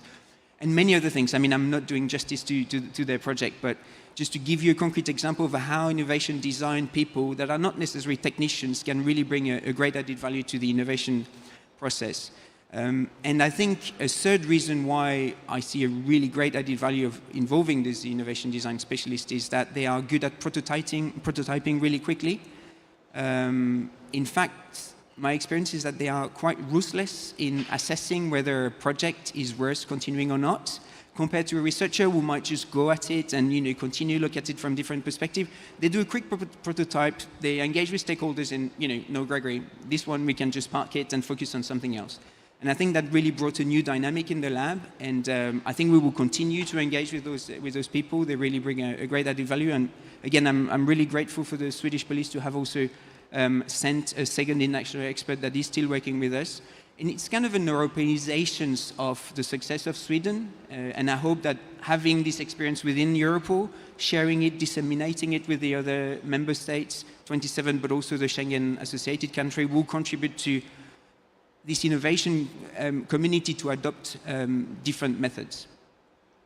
Thank you very much, and I'm particularly interested to hear about the quick and early prototyping as a way of getting feedback on ideas, much better than going forward with a project and developing something that isn't useful for people. So Anna, you've heard from both Venko and Gregory about the importance of going beyond technology alone and the need to build broader capabilities and partnerships in security innovation. From your perspective, and considering your work with Portugal's innovation ecosystem, do those issues resonate? Are they things you hear from your contacts in research and in business? Yes, actually, yeah, this resonates a lot because innovation isn't just about technology, as we've said. It's also about new ways of looking at the problem and solving that problem in a very new way. And for this, in my perspective, you need the contributions from different type of people, different types of background who will necessarily look at the problem in a very different way. And that is actually how Horizon projects should be built up. And in Cluster 3 especially, those different type of backgrounds should be integrated into a proposal. So I actually came across a really good example of this, was a small medium enterprise that we have in Portugal based in social sciences and humanities, so they're very much into the human side of things. They were brought into the project just to help with how the technology could be uptaken by the users, but what actually ended up happening was that they were looking at the users as humans and not somebody that will just play with a tool or a toy. And so this was for a crisis response teams, and instead of just looking at the tools and how it was used, they were looking at how exhausted those teams were, how quickly the turnover for those teams was happening, and how burnout was a huge issue for those teams. And they were coming up with solutions for that problem that was, I mean, it goes hand in hand with using the tools, but it is a huge problem that was previously overlooked by the project because it was so technology-centered. So this is just a short and fast example, and hopefully I'm not, tearing apart the project, but the idea is that if you do put different people with their different perspectives, you do get something completely new and a solution that will impact way more than just if you're talking about technology and how it's used and uptaken. I mean, both are very necessary. Thank you very much. So a lot there about design and the insight that it can offer then. So thank you. So one issue I'd like to learn from this panel. The Commission is concerned that many R&I practical outputs fail to be taken up or make an impact in practice. You're all in close contact with security end users. Why do you think this happens, and what might we do differently to support increased uptake? And can I start with you, Gregory? Thank you. That's a big question. First, caveat, I've only been involved in this community Horizon Europe and research for the last 5 years, so my perception might be slightly narrow. I don't know everything, but I think I also have a little bit of perspective to draw some conclusion. The first thing I would say is that I've seen and I've witnessed an improvement in the community towards innovation uptake. In our discussions with colleagues in the Commission, colleagues in the RTOs, academia, all those who are contributing to this project, there is now, I feel, a real objective at the end to produce something meaningful for the community, a conscious that this is public money being invested and that there is really a requirement to deliver something meaningful. I've seen also, I've discussed with colleagues at the boost on the Booster initiative, for instance. I think this is an excellent initiative. There are also companies in this audience that are helping the project to deliver more concrete and tangible results. So this is all going in the right directions. I don't want to talk too much about the end users because I think Venke will probably talk about it. But a few things that could potentially be considered to improve the uptake and cross the valley of death, as some of you have coined. First of all, I think we should be more honest and transparent about the fact that not every single Horizon Europe funded project should be successful. what does successful means in this environment? We've been talking about the fact that when you do innovations, you also should fail sometimes. And maybe it is acceptable that at some point in the project's life cycle, the consortia come to the conclusion that, no, actually, the objective we set ourselves and then we put in the proposals are not achievable. But we're going to spend the rest of the project to draw lessons and try to engage and explain why this technology might not be working or why the objectives were actually realistic. I think this should be part of the success as a project. Again, maybe this is one of the criteria that is being used to assess the project, but from my perspective, maybe not. But I think this is something we could do. I think we also need to beef up a little bit the technical capabilities of those who are assessing the result of the project to make sure that they really understand and that we change again the narrative around, it's not because I've finalized my report, sent it to RIA and DG Home, everything's fine, I cross all the boxes, my project is fine. No, I think we should really have a hard look at whether this is actually successful or not, why it was successful or not. So this is really an aspect that we could improve. Another thing is maybe considering ring-fencing part of the money available in Horizon Europe Cluster 3 for uptake. Really, I mean, this is already done in some aspect, but you could have a number of projects that are dedicated to uptake some result of former projects. Oftentimes, again, this is an ongoing criticism, the fact that some projects are just delivering prototypes that are not mature enough, that the community of investigators and analysts cannot use, and therefore they're being put on the shelf, or then they're just recycled for other projects, which is not bad in itself. It just means that a project needs more time. And that could also be a new category of Horizon project. This is the follow-up of another project. I know it does happen sometimes, but I think it should be even more embedded into the system. I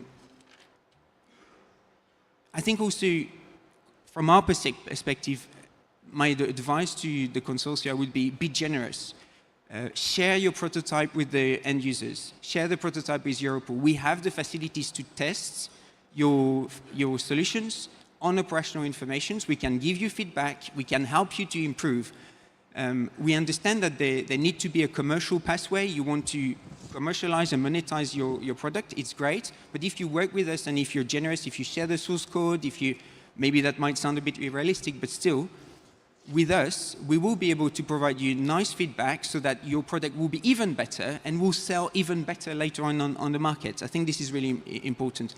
And last but not least, we've heard a lot, and we always hear a lot about the fact that innovation procurement, pre-commercial procurement, the entire policy framework and legal framework is there, but it's not being used. That's also something we should really make an effort to really try to, in practice, implement all the tools we have to help you commercialize, to help you financially to develop and do the last mile development of your tools. I'm in favor of us, the end user, to use this policy framework, to commit to maybe buy the first 100 licenses of your beta versions of your brand new tool, although it might not be super mature. But again, it gives you a commercial pathway, it gives you an horizon where you know you will be starting to prime the pump to sell your product, and maybe later on you will do version 2, 3, 4, and then you will be able to sell it maybe outside Europe or in Europe. So these are 4 of them, the advice I would give to the community to improve the innovation uptake. Thank you very much. I'll move next to Anna and ask you to talk about uptake of practical outputs from security R&I projects. Yeah, that was really interesting. We, as a national contact point and delegate, I have a slightly different perspective. So we look at projects and at different TRL level of development. So obviously those that are disruptive, then yes, I completely agree that the mindset of failing, it should be there, and it's something that's coming up, and if it fails, why did it fail? What can we learn? Super important, no doubt.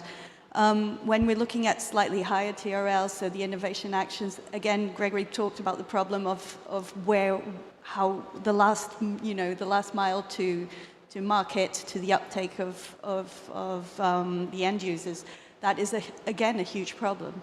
And it is something that we see a lot, and it's just not just in Cluster 3, it's all over. How can we use the money from EIC, for example, get them to make something a little bit more focused on security and push that last mile towards the market, and make sure that Europol, the police, disaster resilience efforts are using these tools, and they're actively engaged. But then we're looking at the police forces themselves or during a project and how well they are influencing that project. And then again, that is a huge thing. I don't want to step on your input here, but what we've seen at a national level is that the innovation mentality has to exist. And if it doesn't exist, you get people participating just for the money without really understanding that they need to also get the output of that project, and that output has to be needed and used and uptaken by that force.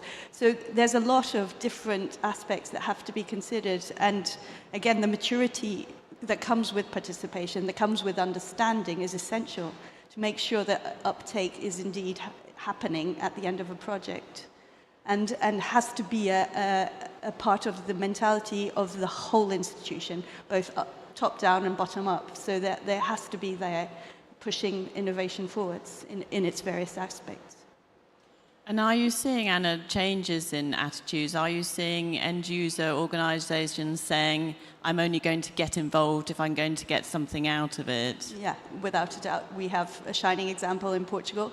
Our police, our judiciary police, who were actually here yesterday, they've built an innovation lab. They're making sure that the projects that they participate in are aligned with their own objectives. They know where they need the new tools and objects and toys, as they call it. And they've also built a platform that informs the operatives what is available, what they can use, and what's coming up. And that top-down communication has to exist within an organization. But it all comes down to having a person there that is capable of implementing that solution. So what happens a lot, and we've seen this, is that sometimes the positions aren't there for a long time. You get somebody who's there for four years, and they have no idea what they're talking about in the beginning, but by the end of the 4 years they do. But then they're lost, and that information and that knowledge is lost, and it hasn't been implemented within the organization. So there's lots I could talk about, but basically that's it, yes. Fantastic. I'll move to Venka. What would you like to add on this topic? I think that my colleague have said much of the relevant stuff, but I think that in law enforcement, many times we find that the projects are taking too long. And one of the key elements and one of the things that I think that the EUCB can contribute to is that we need to define what is actually the problem. What is this solution going to solve? And I think that many times we skip this part and we start developing something, and also with the tech development that is so fast, developments that we thought would take 2 years, take 6 weeks. So we cannot start with something, think that it'll be relevant in 4 years. We need to make sure that we evaluate what is actually being produced and what kind of use it will do continuously.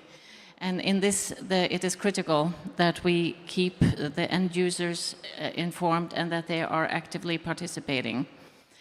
And I think that we also have strategic priorities that can, with a longer time span. And here we see that the horizons can fill an important function as well. But I think that we need both. We need the fast track and we need the long-term parting, but we also need to make sure that we can use the products.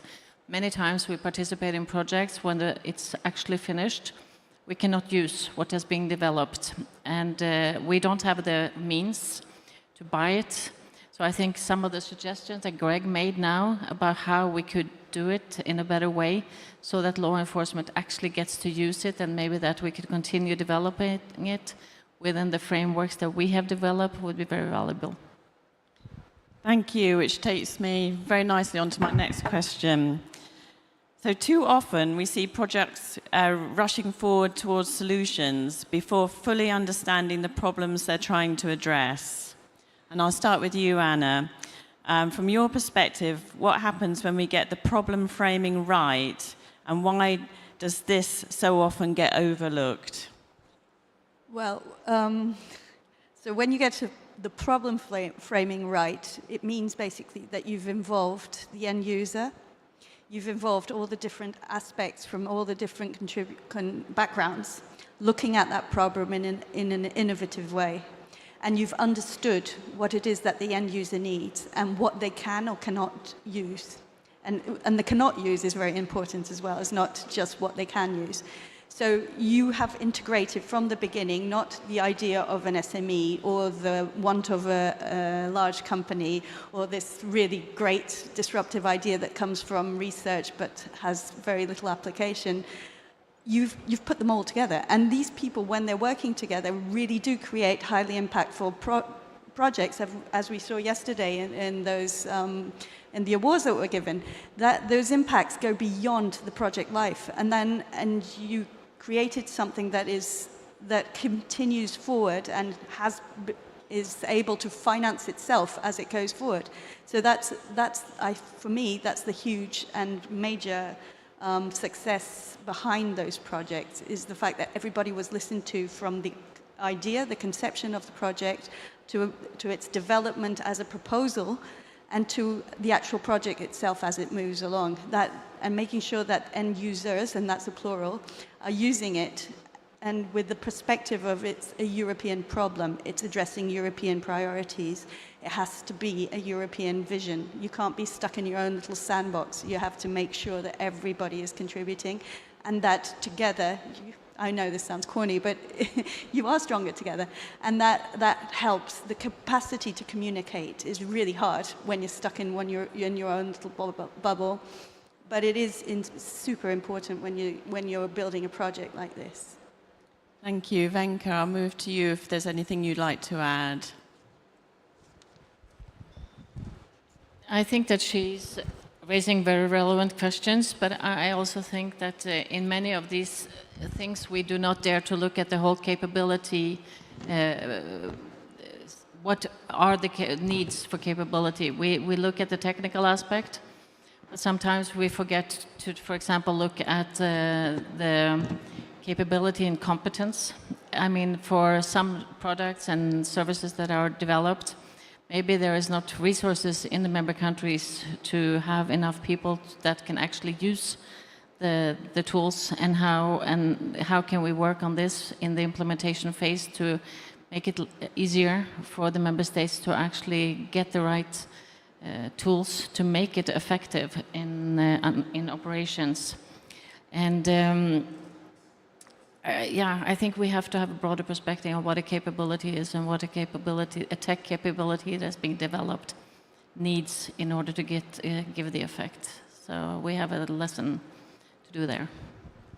Thank you. Something that should be explored along with the problem, obviously, is the capability of those that are dealing with the problems. So I'll move then to Gregory. Is there anything that you'd like to add? In addition to what Anna and Venke have said, again, I don't have a very extensive experience in building proposals. I've been involved in the past in a few projects, but now our role has changed slightly. But I felt that when we were building proposals, the end user position and views was well represented. I remember at least for 2 projects, the gaps and needs had been analyzed beforehand, either with other projects or national initiatives. They were expressed into the proposals. The RTOs and the technical partners try to make proposals that would address these challenges. So, you know, from a methodological perspective, I think it was okay. Of course, if you were to go deeper into the innovation design methodology, you would spend probably more time engaging with the end users. But again, we all know that we have a deadline. Often it's just at the end of the summer, and you really need to, you know, scramble to find all the partners and divide deliverables, etc. So there are a number of constraints, of course, that are inherent to building a proposal. So I don't criticize that. But I think that it would be good to inject maybe those new methodology based on innovation design to make sure that end users are more taken into consideration. There's also the aspect of recycling existing technology prototypes that have been shelved and really trying to match the end users with existing prototype. And at the end, on paper it looks good, but partners know deep inside that this is not really, a good fit. And maybe also reducing the amount of money. I know that this is an ongoing discussion, but from my perspective, if you really want to serve the end users for especially short-term needs, having 5-year research project with multi-million euros, more than 50 partners is maybe not the right approach in terms of innovation uptake and the rest. It might serve a specific purpose in terms of fundamental research, but I think it's more manageable to have shorter projects with smaller budgets, less partners, where the end users are less diluted into the consortium as well, because if you have a 50 members consortia and you have maybe 5 or 6 LEAs, they have their daily job, it's not the same. So I think maybe thinking about reducing the budget, reducing the length of the project might improve the adoptions at the end and deliverables of concrete and tangible results. But again, it's not applying, there are maybe other scenarios which requires longer project and bigger budget. But I think we shouldn't be afraid of reducing the size of the project to really target specific end user needs. Thank you. And I think reviewers should perhaps also be looking at projects, and if they see there's not enough time in the front end of the project to actually fully understand end user needs and operational context, then that shouldn't be the type of project that they're funding. Okay, I've got one more question, but before I ask that question, I just invite those that would like to pose a question using Slido to please do that, and then I will review those questions and have a look at them. Okay, so my next question is, might you be able to share examples where a security R&I project has helped an end user organization strengthen its practice, its capability, or improve its service to the public? And Venka, I'll start with you. That was a good catch. I would like to be a bit untraditional here and answer one thing that is actually not a Horizon project, but I think we have a lot to learn from the establishment of the Europol Innovation Lab and how the Innovation Lab has worked extremely closely with end users from the very beginning, which has really made sure that the tools and what has been developed is actually used in operations on a daily basis. And another example, I think, is Starlight. They are developing AI solution of different kinds where, they have a budget of 17 million euros, so it's quite a lot of money. But we see there that some of the tools that are being developed will be of help for us in our operations. So we think this is important, and it also has a good involvement of end users. And I would also like to mention ENACT, which is also run by the Portuguese. And this is a Horizon project that actually works on making information available and update us on current events. And we can order them, according to our own needs regularly, which makes it very up to date. And we can use it in the way that we need constantly. And I think that's a good way of working as well. So it's not that the product is at the, at 3 years, but it's a continuous process of developing the project. So those are some examples. I'll move to Gregory. So there are many projects which have delivered some concrete results. I would start with 4Mobile, for instance. Maybe some of you are familiar with it. It's one of the first projects financed by Horizon Europe that generated an interesting MVP that we were able to put on what we call the Europol tool repository, one of the first tools, and now it's being used by the law enforcement community in Europe to do forensic investigations. So that's really an interesting project.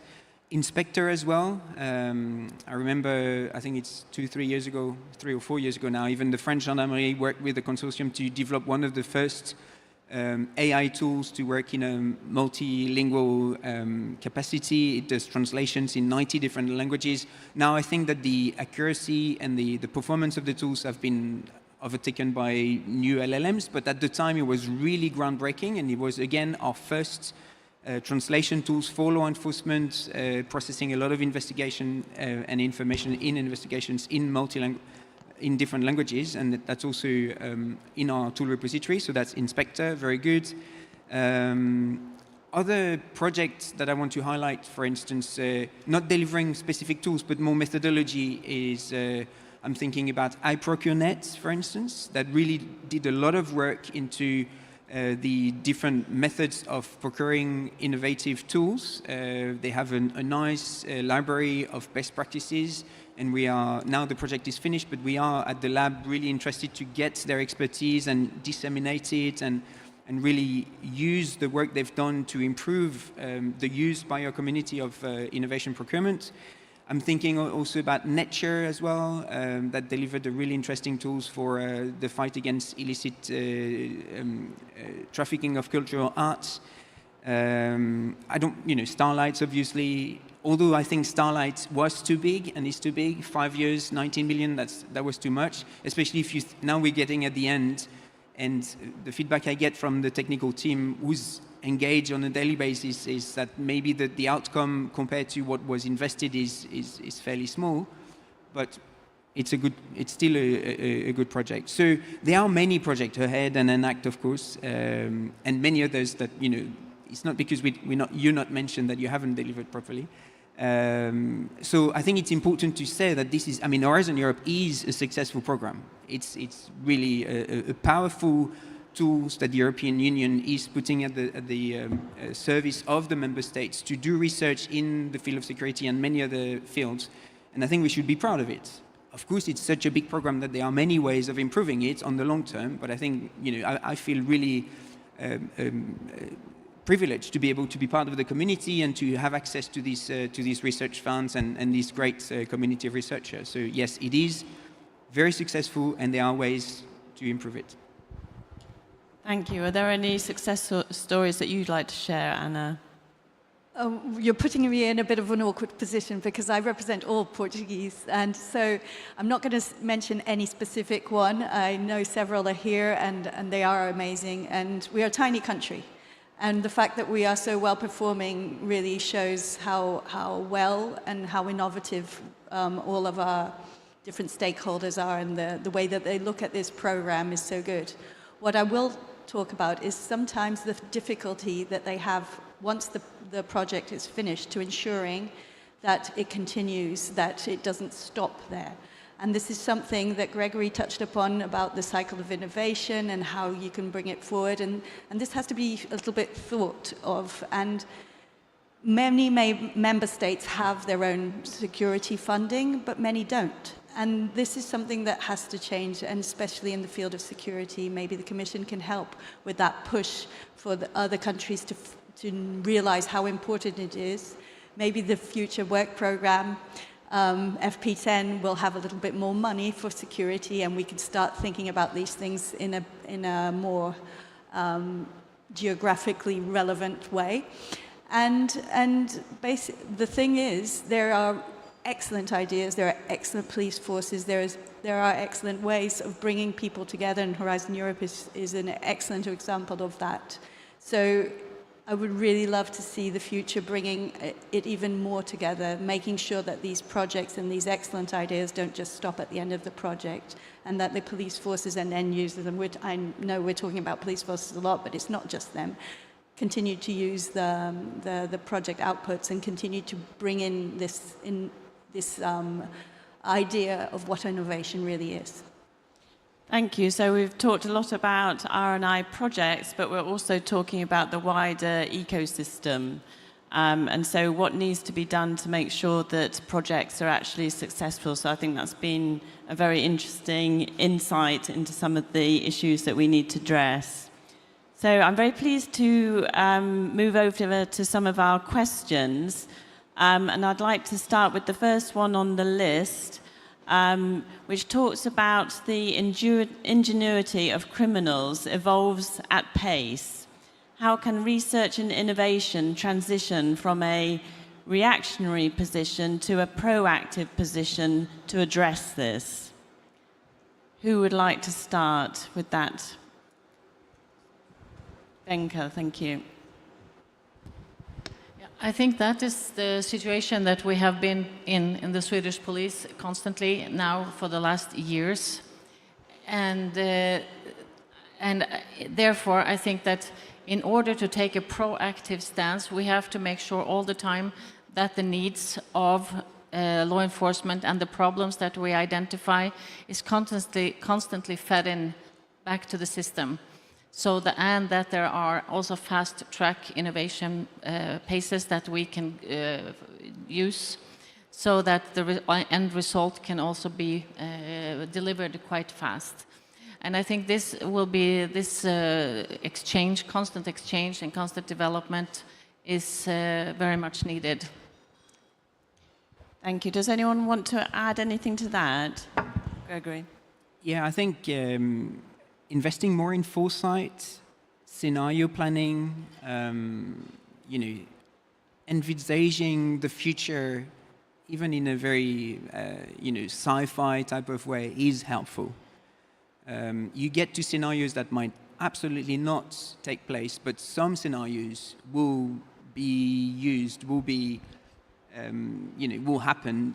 Criminals are very good at adopting technologies, misusing technologies, and that's what we're trying to do at the lab. We're really trying to beef up the foresight and tech monitoring team. We are engaged in a very good collaboration with the JRC, who's also very strong into foresight, and the Commission. We've established a strategy group of foresight experts from the 27 law enforcement agencies. Not every national law enforcement agency has a foresight team, but a lot of them have. They're sharing methodologies, they're sharing scenarios, and all this anticipation of how criminals might be using technology or how modus operandi might be changing is absolutely key in order to inform the work program of the future Horizon Europe course. And I think my perspective is that oftentimes senior managers, line managers, big shots say, oh yeah, it's good to have foresight, but they don't really take it into consideration into their strategic planning of their agencies, of their forces. And I think we should really bridge that gap. And I'm really lobbying internally within Europol to take more into consideration the result of our foresight work for the strategic managers, having meetings regularly, read our reports, and use that when you plan for the next operations, when you plan for the next research project, etc. So I would say really investing more into innovation design so that the end users is represented, but also foresight so that you keep looking ahead. Thank you. I'd like to move to a next question, which I feel is very much related to that, which is, does the structure of Horizon Europe applications and evaluations make it harder for projects to be exploratory and to adapt to user needs they discover? Okay, that one looks like it's for me. The idea is it shouldn't be. But yeah, I understand when you're looking at Horizon Europe, you're looking at a beast, really. It's huge. And when you're looking at it for the first time, you do need your help. There are lots of people around, national contact points to start with, to help you do that.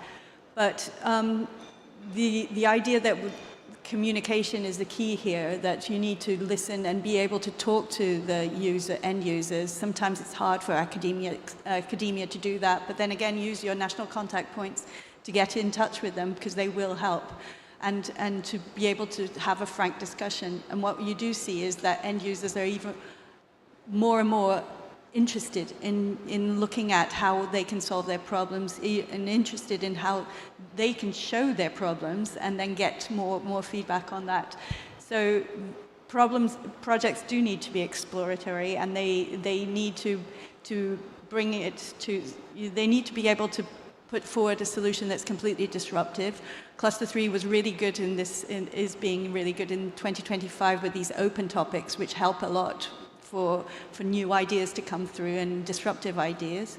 We still need to work harder on this. I have no doubt that we need to adapt. For example, one of Gregory's thoughts here would make smaller projects, faster ones that will bring technology out as fast as possible and make sure that that cycle goes faster.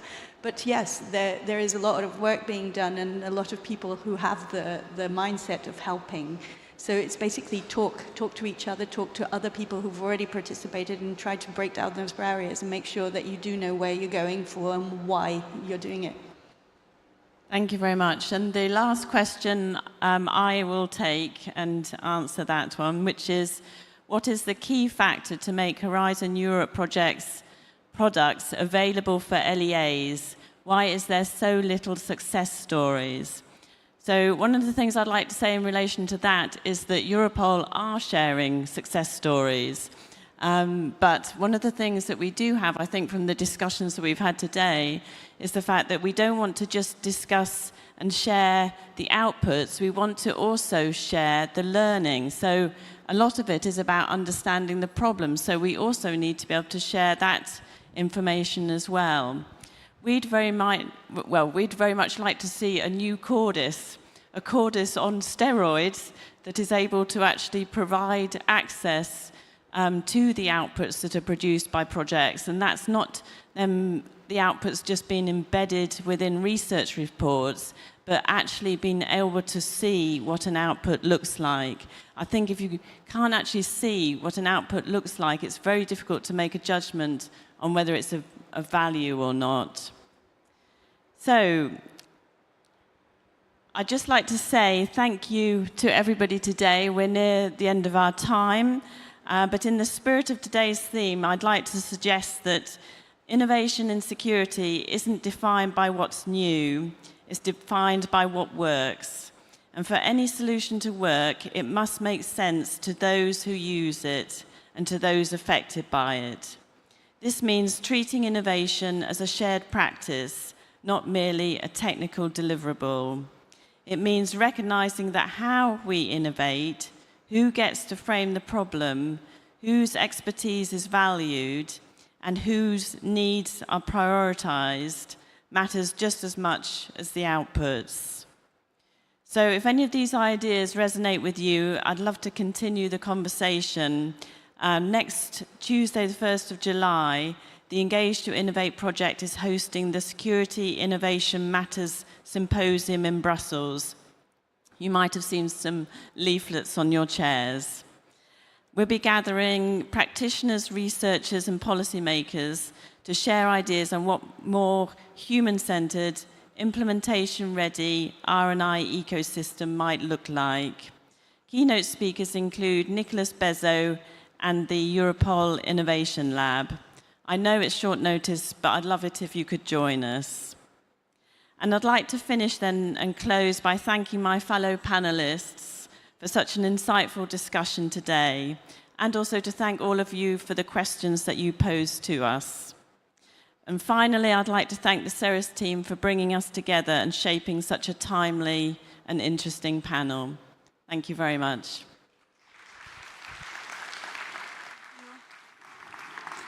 Thank you, Caroline and colleagues. This is the leaflet she was referring to, so just in case you see them around. Then a few communications. Now we have the lunch break. We reconvene at 2. And running in parallel, we have 2 demos, Euromars and Flexicross demo area. And then the next item after the break is the 4th thematic panel on robust supply chain as backbone of the resilient European critical infrastructure. So see you later.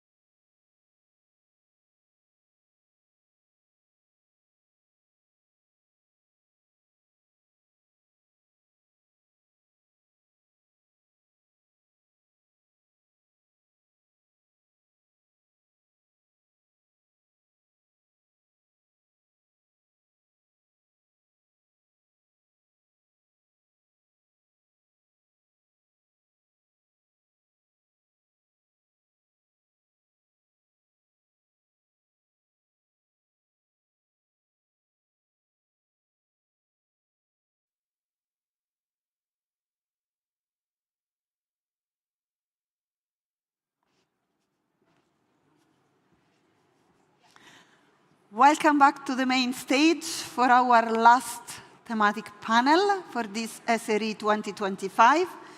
For this reason, I would like to call here on stage the moderator and the panelists. The fourth thematic panel is on robust supply chain as backbone of the resilient European critical infrastructure. So I would like to welcome the moderator, Jakub Rytsenko, Space Research Center, Polish Academy of Sciences, and the speakers, Joanna Carvonen, Laurea University VG Mare Coordinator, Alexandra Cristovao, Empresa Portuguesa des Aguas Libres, and Pedro Rico, Critical Infrastructure Protection Center at the Spanish Ministry of Interior.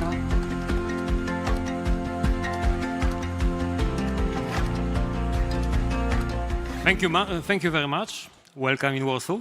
It's a great pleasure to start this discussion. I think it will be an interesting, even if a bit challenging, because we are, in some of our conclusions, probably ready to really repeat findings from the previous panels. So let's try to be innovative still, with the topic which we are to cover, which is as you can see, the supply chains as a backbone to the resilient critical infrastructure here in Europe. I think the topic extremely important. So let's start. Let's start from really giving the impression of how important this is. We have been recently experiencing some events. I suppose we will hear a bit about that. But let's look of what might be the actual worst-case scenario, at least those which you are willing to talk about. Why this is so important? What could be the consequences of the failure of providing this resilience? In whatever order, maybe let's start from the underwater world.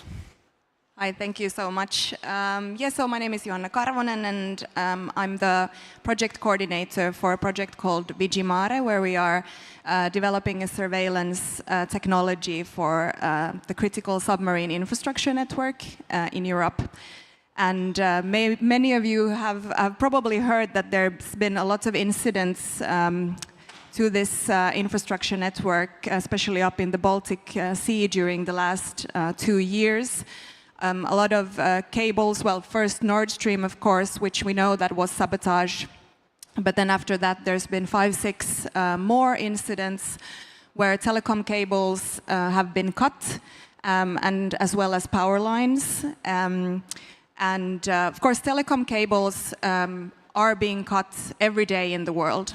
We have a lot of these cables in our oceans, and it is normal that they are being cut. Usually it's fishing vessels or sailing boats that, with their anchor, not knowingly cut these cables, and usually this is very close to shore, and it can be fixed quite easily.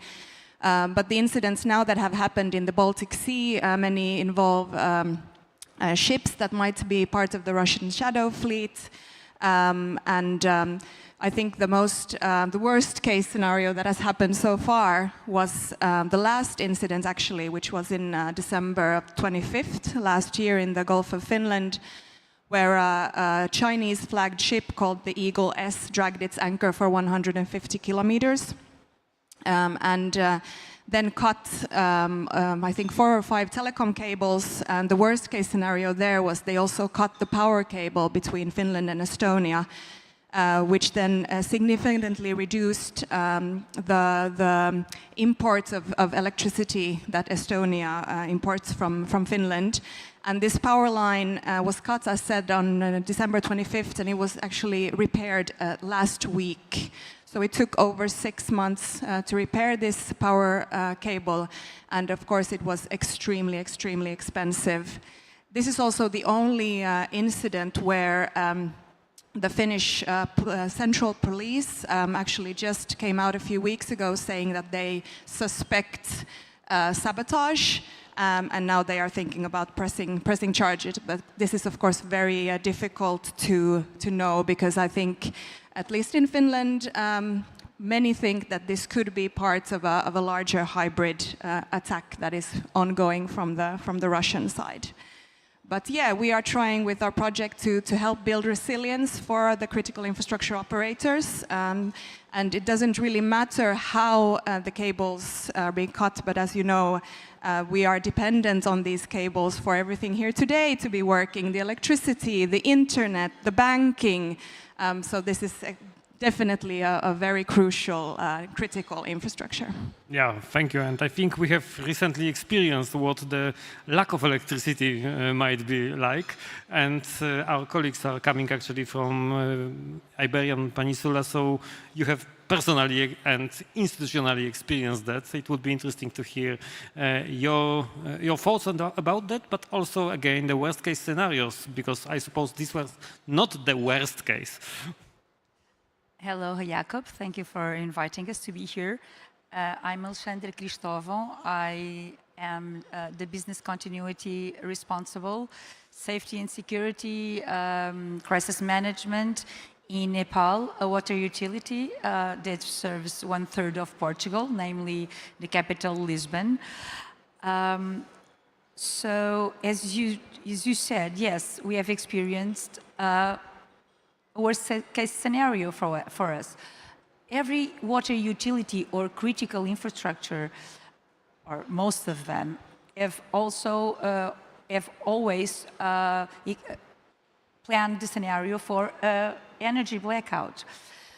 What we usually don't imagine is that the blackout scenario occurs throughout all the country at the same time, with all the other critical entities, critical infrastructures at the same time. So that we never scenarized. Because when we tried to do that some years ago, our colleagues said, that's not possible, that will never going to happen. But what happened in 28th of April was that Portugal and Spain were without energy for quite a few hours. So yes, I can say that that was one worst case scenario. Jacob, because after and when we exercised the blackout on energy, we exercised the blackout on energy period. What happened immediately afterwards is that the communications completely went blank. So no energy and no communications. So it was not only the energy, it was energy and communications.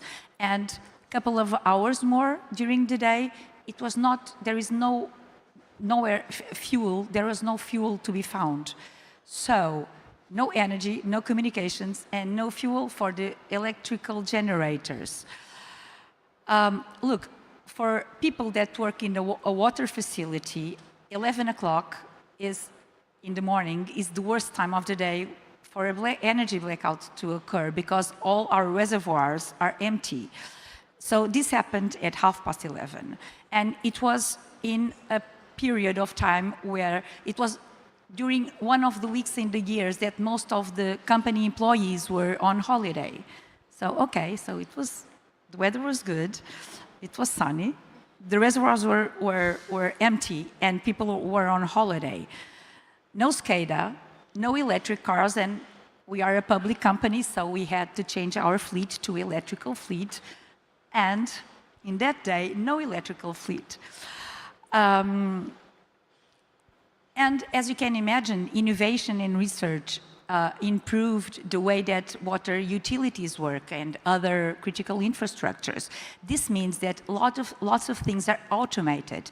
And what happens in a situation of an energy blackout is that you go to medieval times. So you switch to manual. And when you switch to manual, what you know is you don't have enough people to manage the facilities in manual. So this is something that it's not a downsize from the improvement of the use of facilities, but it's something that we have to take into account. I will just finalize saying this, linking with something that that was said in Roundtable 2, because citizen involvement and societal resilience was spoken in Roundtable 2. This is really very important because what we found in Portugal during this blackout is the municipalities in which we supply water and the population, when a crisis like this occurs, they are not prepared. The citizen, the population, what they did, they all went to the gas stations, they all went to the supermarkets because they didn't have bottled water during their house. So there was a flooding to the supermarkets. So I couldn't agree more that citizens have to be involved and have to prepare themselves for this kinds of situation, but also other layers of the society, the municipalities, the small gatherings of citizens, for example. So this makes the completely difference during a situation like this. Thank you. Very interesting. Also imagining that just at this moment we are losing all modern solutions. We lose electricity, we lose our mobiles. How do you behave? What you do? What's your plan? How you check whether your family is okay? The things which really people are not prepared for. And maybe, not maybe, here, there is a need here. But before going to the needs, let's hear the other part of this story. I understand, Pedro, that from something you already said before during our discussion, that this was one of the options that you had somehow foreseen. Let's if you could introduce yourself, and then your perspective is particularly interesting here. Yeah, thank you, Jakob. Yeah, as you said, my name is Pedro, and I'm a data analyst at the Spanish National Center for Critical Infrastructure Protection. I'm in the Division of Intelligence and Coordination, and the center where I work, it's you can guess because of the name that it's dedicated to enhance and promote the highest level of resilience of the country.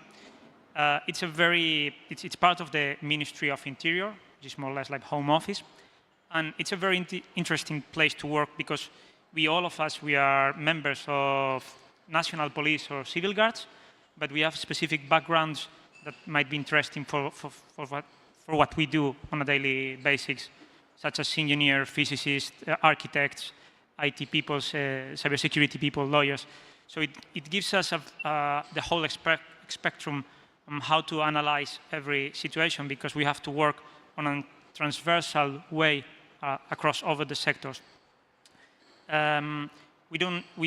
As you guess, we do not have the resources to provide operational response when something like this happens. We won't go there and fix the substation, but we are quite good at gathering information and analyzing this information and sharing the relevant information with the main actors.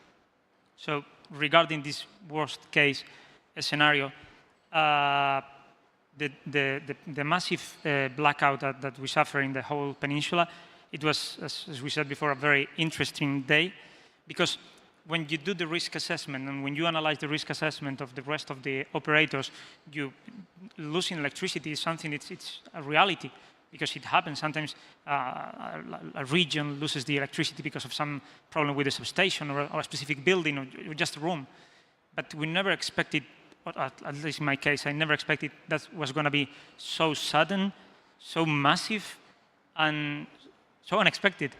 So the thing is, back then when we were working, it was in Spain, it was around 12:30, and we lost electricity. Right now, we are feeling exactly the same. Yeah, we lost electricity, and we thought, okay, it might be just the building. And then we realized that the whole city was out. And then we started with, contacting the authorities, and we realized that the whole peninsula was out, and there was, okay, this is new. And then it was funny because even working at this center where we can gather a lot of information and true information, and we were receiving messages from our friends and family saying England doesn't have energy, France doesn't have energy, Germany as well. So it was very shocking how this misinformation and this disinformation spreads so quickly, faster than light. So this is something that gave us the opportunity to rethink about it and how we have to be prepared and have enough resources to communicate with the main authorities, and also to explain the population what's happening and what's the scope of this disruptive event. in order to avoid any kind of chaos or fear. So what has been done is, since it's such a massive event, we are studying on our own the event from the Ministry of Interior, but the investigation has been conducted by a group of ministries. And what they have done, they have created two main groups. One of them was dedicated to analyze if this was kind of criminal activity, so more like kind of cybersecurity, and we wanted to know if this was an attack. And it has been discarded. They couldn't find any evidence of that, which is good. And then the other group was more focused on the operational part of the problem. So what happened, how could everything fail at the same time? So and I think it's still ongoing, the investigation. But in the last couple of days, a report has been released. I don't know if it's the final one or it's just an updating of the situation. What we have been doing from our point of view in the CNPIC, is we have asked all the critical operators to explain us what was the situation at their own infrastructures and how the essential service was affected. And they have been very cooperative and they sent us a lot of information. So now we have to analyze all together and try to get good learnings from that. Okay, thank you, because I think what was the intention of this initial round was really to give us a feeling that critical infrastructure is indeed critical. We cannot function without a number of critical utilities, critical elements within our society, at least not long term. But then the obvious question is, what have we learned? What should we do? What actions should be taken?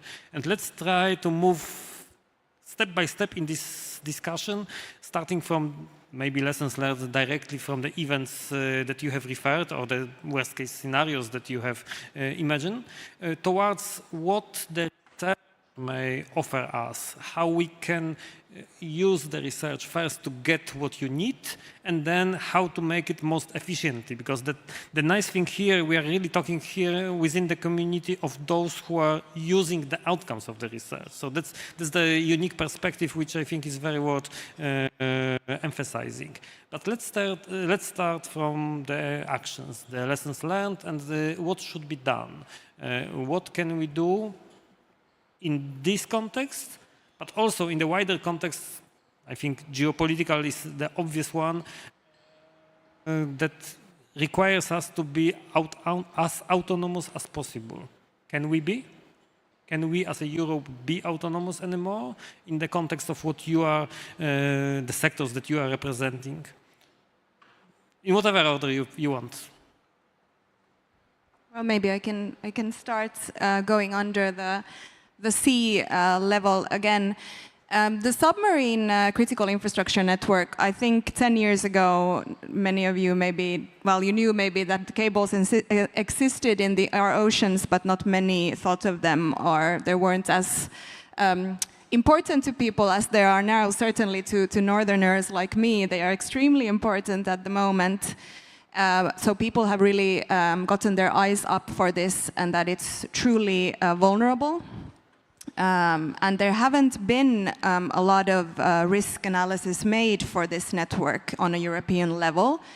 And this is things that are happening now currently. And well, in Vigimare, in our research project, it's very, of course, important because we have now been taking bits and pieces that have already been developed in earlier research projects all around Europe, piecing them together. We are training our system to manage the huge amount of data that is available for our authorities, so that we can get early warnings, anomaly warnings, when something has happened or is about to happen. Of course, we cannot, with this, prevent everything. But another thing that we can do is at least try and find the culprit behind. Is it then intentional or not? For instance, with Nord Stream, we still don't know. We know that there was a bomb or many bombs, but we don't know exactly who was behind them. But the research is one thing. But at least for the submarine critical infrastructure network, there is a really big need now for Europe as a whole to start collaborating, for governments to start collaborating.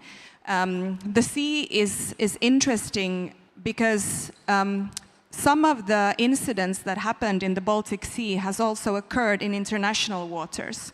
Now, this is a whole different conversation that would require a workshop on many hours, but also just the fact that if something happens, if there is an incident, which is intentional or not, who should react? Which country? Is it the cable owner who should go and try to fix this or react to this, stop a vessel that is damaging something? Is it the nearest Coast Guard or Border Guard? Is it the Navy who is responsible for this? And what can we even do if it's in international waters? What Finland did when this big incident occurred on December 25th was that the Coast Guard stopped the vessel as soon as they could, and then asked them to move into Finnish waters because they were in international waters. And lucky for Finland, they did. And as soon as they did this, the police took over the vessel and started investigating. But for instance, there was a year prior to this, another incident outside of Bornholm in Denmark, where there was a Chinese ship that probably damaged some cables, who did not move out of international waters. And the Danish authorities could do nothing to this. So I would say research is really important, but as important is that the innovation uptake is there. And now I'm coming back to what has been discussed during these past 2 days, that it isn't enough that we fund research and that we have research opportunities to build new systems that will help build the resilience of our network. We also need the collaboration, we need policy, we need governments and then that we actually have the governments that take these new innovations and start using them. Yep. As Pedro told, also in Portugal we are looking at lessons learned from this event and trying to merge them with everything that we knew so far. We got inspiration from the disaster resilient waterworks model that was set in a conference in Sendai after the tsunami in Japan that focused, as I told before, in a model that has got several layers, including self-help and mutual help, apart from the role that critical infrastructures have to take. The word after this, and using your word that we feel it's very, very correct, is autonomy. So we always try to be very autonomous by ourselves as we can. We are limited to some scopes, as you can imagine, and I would like to give 2 examples, and 2 examples regarding research. One relates to the water energy nexus. So in routine operations, we are dealing with, or we have some projects that are used to optimize the water supply and the energy consumption. So if we are producing energy during the day, we should supply and fill our reservoirs during the day and not during the night, for example. So this is a way of try to use energy while we are producing it and try to have some intelligence behind this. But in an emergency situation, we are looking at systems of PV diesel, PV hydro, and grid forming in order to have our solar panels connected to batteries or to micro hydrological suppliers that we have within our facilities. so that if we have a blackout, our own production is capable of maintaining the energy supply. So PV diesel, PV hydro, and grid forming, it will be are examples of projects that for us it will be groundbreaking in giving us the autonomy for energy, for the energy that we are a high energy consumption regarding, we have extremely big pumps in order to make sure that the water can travel long distances. So this would be groundbreaking for us to be autonomous in what regards energy. The second point, so energy is one. The second point is the communications. We experience a lack of communication, as I told you, and we are looking at systems like Starlink and solutions like Starlink. That means that we have to go to the US, and because the solutions are really, really interesting when compared to other satellite communication solutions that we have. Much more interesting, I can tell you. And for us, we are facing a problem. Okay, so now we have to use technologies that are not European-based. So we are trying to see how we feel regarding this, but from our perspective, they are much more interesting than the ones that we have here available in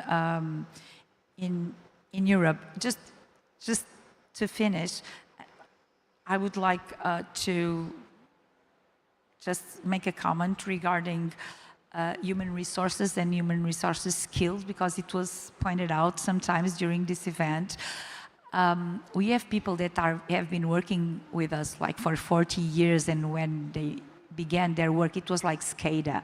And when it was implemented, nobody talked about cybersecurity or phishing or hybrid attacks or whatever. So we really do feel that there is a human resources challenges regarding skills in what regards the operators. It's not only IT, it's also OT.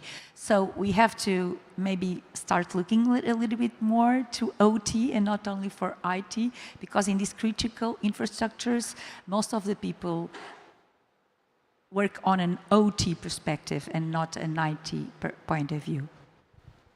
Very interesting. Just before we move to Pedro, I would like to emphasize, just as a person coming from the space world, I think that's the very interesting argument for the European-based capability for space satellite communication, meaning that we already have Copernicus, which is a world-leading system for Earth observation. We also need the European capability for communication, which will be autonomous, really non-dependent on the external actors. I think that's the message which is worth emphasizing here, but probably there are plenty more. And Pedro, please go on. Yeah, thank you.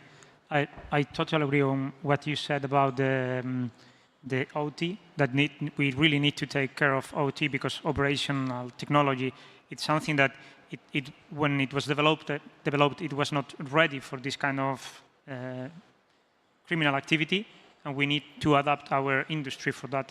And it will take time, but we need to start doing that, because if not, it will be a weakness. Also, something that we learned, we didn't check all the data yet because it's going to take time, but something that we learned is that we cannot, when you do this risk assessment, all these kind of black swans, with this kind of disruptive events that have a huge impact, but the probability is very, very low, sometimes we don't give them enough relevance because the probability is so low that it's not going to happen. And we need to be ready, because I can imagine that these kind of events, they are going to keep going on, not just the blackout, but for instance, this disaster that happened in Valencia a few months ago because of the weather. So we need to be ready to react, and we need to take into consideration even the worst case scenario, considering that a low probability means that there is a probability, there is a chance that it's going to happen.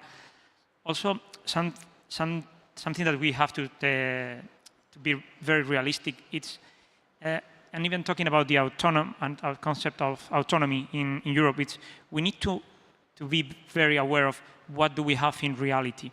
I mean, sometimes when we do these business impact analysis plans or the security plans and everything, we write what we would like to have or what we think that we have. But in this very large context, we really need to be very careful and we need to be very meticulous to check what's in reality installed and how everything is interconnected. Because the only way that we have to be able to predict what's going to happen is if we know what we have in reality.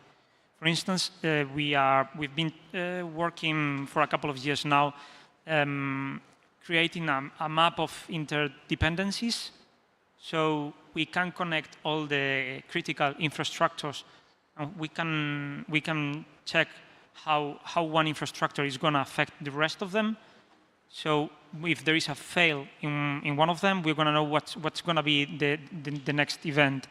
Also, it can help you to detect new vulnerabilities and new infrastructures that you wouldn't consider at the beginning that they were critical, but based on how important they are for another infrastructure, you can upgrade the level of security for those as well.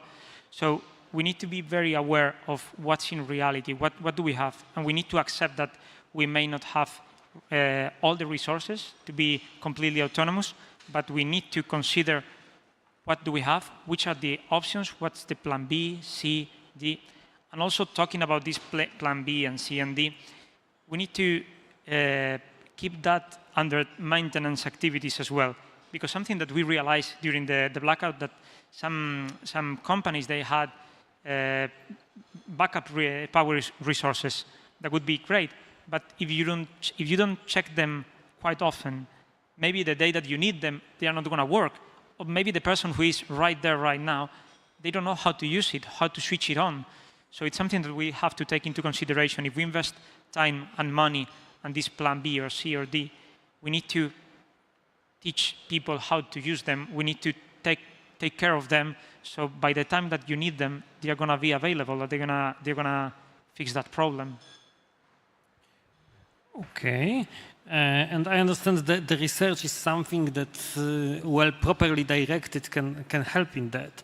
But I would have the question, which is a kind of follow-up of what you said, Johanna, a moment ago, that you need a kind of the ecosystem within the institutions, in this case the operators, to actually absorb innovation. The innovation per se is not enough, that it needs to be within the ecosystem to be really useful.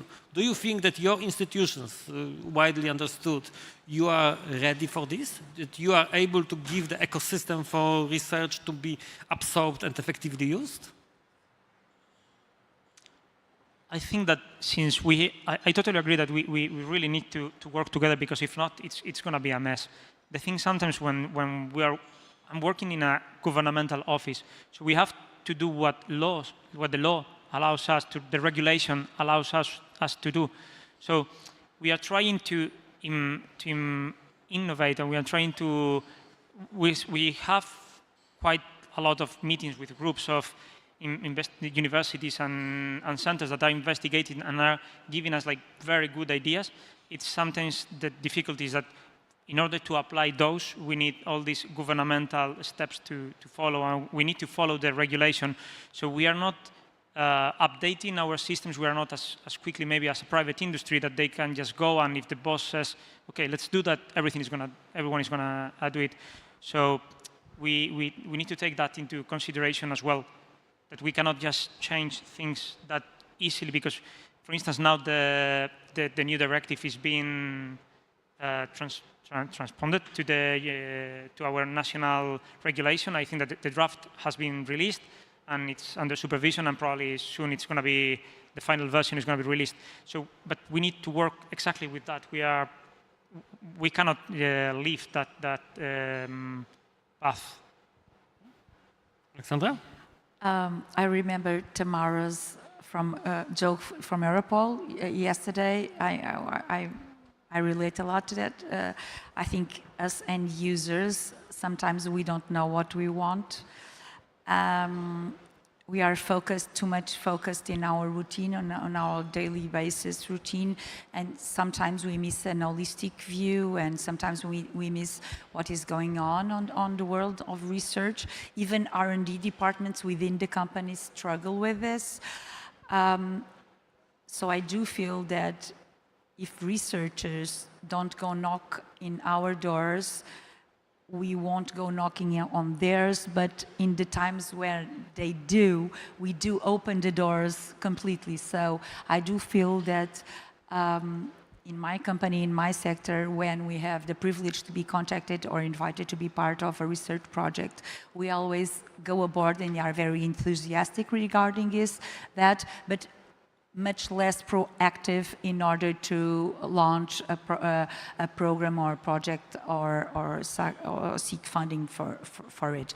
I would like to link my thoughts with what Pedro said, because in a public company, or I do have the instruction from a policymaker, or it's even something is or mandatory or a good practice, or the regulator says it's good practice, but if nobody says anything, it's just an idea from a part of a group, we are not, very difficultly we will implement it. So it has to be addressed by a policymaker, or by a regulator, or by a government entity, even if it's cyber. So there has to be a national entity within the country in order for a public or even private company, I think, but for a public, I'm sure there has to be a guideline, very clear guideline. Even if it's not mandatory, there has to be a guideline for someone, a policymaker, the government or regulator, to tell us this is a good practice, you should do this. It's very good when it comes from Europe because it's tested and it's shared with, it's some knowledge shared with other countries. So, but if this link doesn't exist, it will be really, really difficult to implement. Yeah, exactly. That's I wanted you, Johanna, to comment on that. But particularly, as I suppose in your research, you experience this phenomena, particularly when working with the public entities, but I suppose you are also working with the commercial entities as the operators. I wonder if there is a difference between the two in terms of this openness. There is a huge difference. So the surveillance solution that we are now developing in Vigimare, we already started in a previous Horizon 2020 project called AI-ARC, and there we started developing this for coast and border guards. And of course it is extremely important in research that we have the end users take part, which we had in AI-ARC, and now in Vigimare we are working with the industry, so the cable owners and operators. The biggest difference is that when we started writing the proposal for Vigimare and we were talking with, approaching these cable companies, their reaction was, can we buy this tomorrow? When can we get this into use? How soon? Which is, of course, it was a great sign that we are doing something that they need, but I had to tell them, slow down, we are a research project, and at least for our solution, our primary users are the coast and border guards, the authorities, and then we can hopefully make it bigger and go into the industry. There is, of course, all the sensitive information, the sharing of data, all of this also that is problematic here. But I would also say that I'm very happy now that DG Home and the CERIS community is starting to reach out more to the end users. I know there will be a first event this autumn for border management authorities, where they are now inviting research innovations to go there to the meeting and demonstrate what they have done. And I heard that they will try to also expand this to the other areas and domains in Europe. And I think this is exactly what we need, because as you said, I mean, you won't go knocking on the doors. And I think that the European Commission is a key here to also, I mean, they are funding this research and to also then gather the end users, telling them, listen, this is really promising, this is what we have been developing, please come here and see what has been done and take it into use and try this way to influence governments so that we can do the innovation uptake. Yep. I think a very interesting point, because okay, it sounds like we have those who want to absorb, those who are commercially oriented or not so restrained by big public entity, they are very eager to. The others also know they are very interested, but the eagerness is slightly limited by the being a publicly regulated, in the publicly regulated environment, let's say that way. So just your gut feeling, how much of the research potential which is there is already being used? Do you think that this is, I don't know, 30%, 50%, 70%? How efficient this transfer of research results to the end users is? Whether the problem is in the transfer mechanism or the research results are not yet there?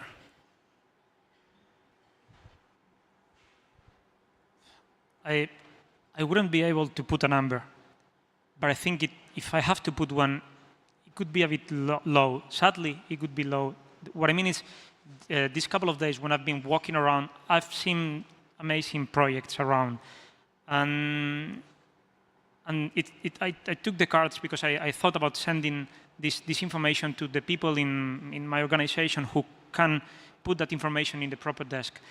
But I don't know how easy it's going to be for this to happen, because even if the idea it's amazing and it's going to help us a lot on our daily work, at the end we have to follow the rhythm of the regulation. So we cannot change the way we work or the objective or the tools that we use if it's not approved from the governmental point of view, and if they don't allow us and if they don't incorporate in our toolbox. For us, it's quite hard. And I don't know if I'm the right person to say the number, because I never checked that, and I don't want to give a wrong opinion or wrong information. But that's a feeling that I had these days walking around. That oh my God, there are so many things good around that I would like to use, but I don't know what would be the percentage of them that I'm going to be able to use in the future. I think there is no single definite number. That's why I'm asking more about your feeling, your impression. Let me, Alessandra, ask the same to you. And by the way, this was not a prearranged question. That's kind of a surprise. I had the same feeling like Pedro when arriving in the exposition, how many of these projects will reach me in what I do. But since I arrived here, and this has been a really interesting opportunity, and I take with me the task and the mission to open the doors of my company and those of the Portuguese water sector to have more research projects. There's my mission and my commitment of being here. But there's a question that keeps pumping in my mind, that is, what exactly measures the success of a research project? Because when you have reviews during the project, usually you talk about KPIs, and you talk about if you delivered the deliverables on time, and if you met the goals of the research project. But from an end user point of view, is that exactly what measures the success of a research project? There are other KPIs that could be interesting. For example, does it go on the shelf? Does it continue? Is it implemented? Where is it implemented? Is it implemented inside the consortium, outside the consortium? Does it go through policymakers and becomes regulations within the countries, or within a country, or within a sector? So these are other KPIs that could be interesting also. I love this comment because, as Alessandra mentioned, she's new to this community. And it's also good to hear this from a person who is just coming here and having this impression. That's a very important, very good point. Maybe Anna? I will not be invited ever again. I don't think it is really something unexpected. It's just important to be repeat and repeat and repeat. That implementation is the something that in the end gives us the rationale why we are doing this, because this is part of the systems that you are operating. Johanna? I'm also quite cynical with the fact how much of the research results actually has an uptake to market. It certainly could be a lot better. And I feel that there is still a huge gap, even with the innovation actions that reach high TRLs. There is a gap between the project ending and then a potential uptake to market. I think in this security aspect in the cluster 3 in Horizon where we are working, I think one big problem is that a lot of the research projects are developing things for authorities. It's not the private companies who are the primary users or buyers who would be able to buy something immediately. We are developing innovations for the authorities, for the governments. And as you said, things are moving very slowly. You have regulation and everything behind it. And here we have a problem then that for the uptake to market to happen, even if it's a great innovation, you have a great product, you still need a company who is willing to take the risk and put in the funding, but not being certain that an authority or a government will buy it. Because everyone has already their legacy systems that they are using. So what will say that even though you have a fantastic product that they will buy it? And here I think even though the EU cannot regulate or make anyone buy an authority buy a system, I think that still the European Commission has a lot to say and can kind of help steer and say, like, now we have this great innovation here, and if we use this, it would be beneficial, and we can improve on the resilience for a lot of things. But to bridge this gap and to maybe help these innovations, we might need some additional funding maybe from the Commission to help the uptake to market. There are fantastic services already in use, the booster service and for dissemination and everything like that. But, well, we always need more money, don't we? But I think, yeah, the interesting point is that this is about money, but probably not only about money, because that money could be there when you are ready with your product, we are ready to buy it. You said it just in your previous intervention. Just putting a hat of the institution which is supporting absorption of innovation in the civil protection, what we are observing as a problem, that it's a kind of a chicken and egg, that what is first, whether it's the product which is proven, so then the public institution is in a position to buy it, but for this to be for it to be proven, it first needs to be used, and how you can use it without buying. And this is also a kind of a comment which is following of the discussion which we had yesterday. Should we think about having the one more step in our research and implementation projects, that we have a kind of pilot period, that we make the solution available to a specific end user, a kind of a leading end user, who may give you the life experience with use experimental solution, not proven, not necessarily paid by this, purchased by this institution, but used. So we are the actual operational or pre-operational experience with the solution. I think it's a very clever approach, because once you, based on what we have seen of these kind of ideas, if you try them and you start using them, and you realize how it's going to change the way you work, how fast you're going to be able to give results, it might be very helpful. And also, I think that if I was a bit kind of pessimistic before, but I don't want to give that message because at the end I have the feeling that when the private sector sees the public sector, they sometimes don't see that there is people behind and that we have as well our interests. I don't want to sound weird. We are interested in some of these new solutions because that's going to improve the quality of what we do. For instance, we have this chance to meet with a critical operator. We were doing the analysis of his risk assessment, and we had some doubts. And we went to their offices. We had a meeting, and they said something like, you know what, we didn't expect that a real human would be on the other side of the screen. We didn't know that somebody was going to read what we wrote, and we thought that somebody was just going to do a quick read and check, approved, you can keep going on. And when we sat there and we said, okay, we didn't understand this and this and that, can you show us your infrastructure? Can we see this together? They were shocked. And at the end, it was a very nice day, and we had very nice outcomes. And we improved a lot the level of resiliency of this infrastructure because we found things that they didn't realize, but we knew that that was going to be a weakness because of our experience with other industries. So what I mean is that the private sector should know as well that in the other side of the screen, there is also people trying to improve the system, and we are willing to try new devices and new alternatives, new software to improve our daily work. If a company from the private sector comes knocking on my door trying to sell me a solution,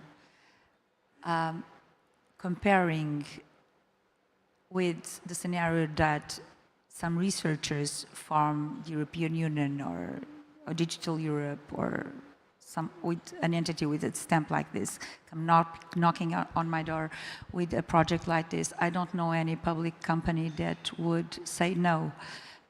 So yes, that will be a very interesting way to go with it, because it has got a quality stamp, it has got a confidence step regarding the European Union, regarding the partners that were already went through a process of almost due diligence. So the project is a validated project already. So when it arrives to the public, even though it's a prototype or even though there is no regulations, it is something. Because, and for public entities, what appears to them, it's something that was, they feel they can trust. So I do think that that's a very intelligent way of doing it. It's like one step forward. And I do feel that all the public entities would embrace those kinds of challenges. Look, what's the risk?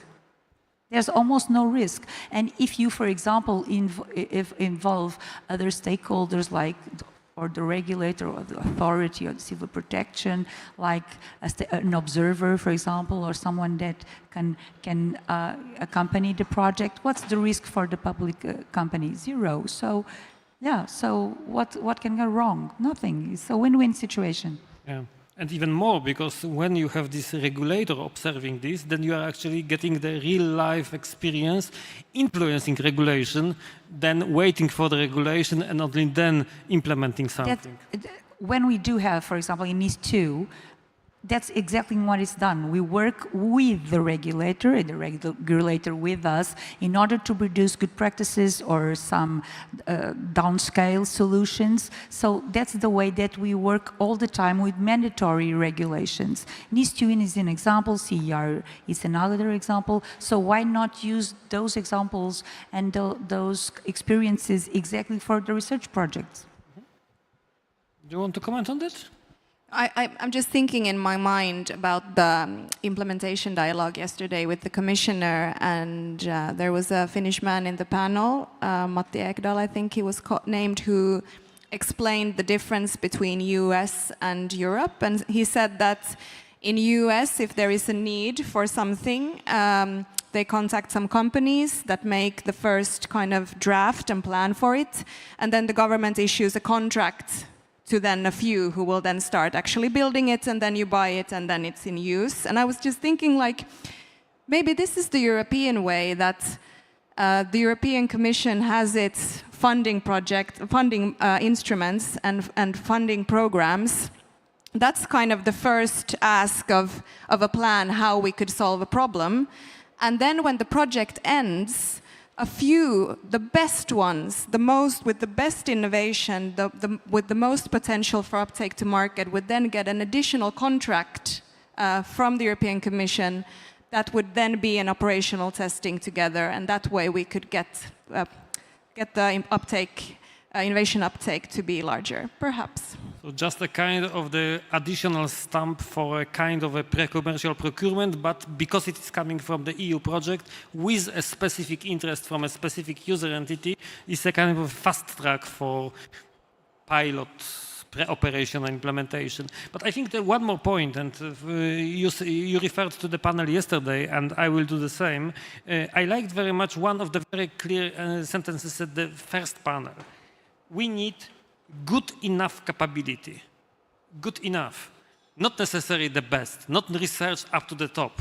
And you just said you are ready to work with the prototype. I think this is the message which I also experience quite often from the end users. We don't need ideals. We can work out, we can get betas or even alphas of whatever solution you have. We are ready to work with you to make something which will be useful and proper for our needs. And I'm using this opportunity to confirm that this is also the perspective that you have. Completely correct, because it's much more difficult for us to work with ideas, but if we give us a prototype, we can criticize it and set our needs, and by experiencing it, we can put our leaders, our operators, using it. So it's when you have people that, again, that are enclosed in a routine, if they use a solution to see if it's good or not for them, they will be very critical. And they will say if they like it or if they don't like it, what they would like to improve.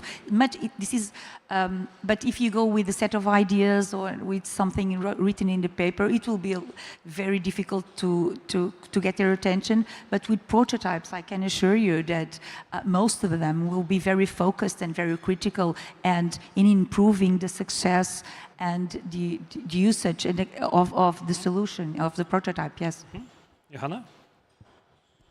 Yeah, I mean, definitely. And I mean, researchers can't do anything without the opinions from the end users. I mean, our most important job is to try and solve problems for end users, real world problems. So there needs to be this two-way communication. So maybe a researcher has an idea, but then you have to again discuss it with the end users and vice versa. And this is how the best inventions are made, I think.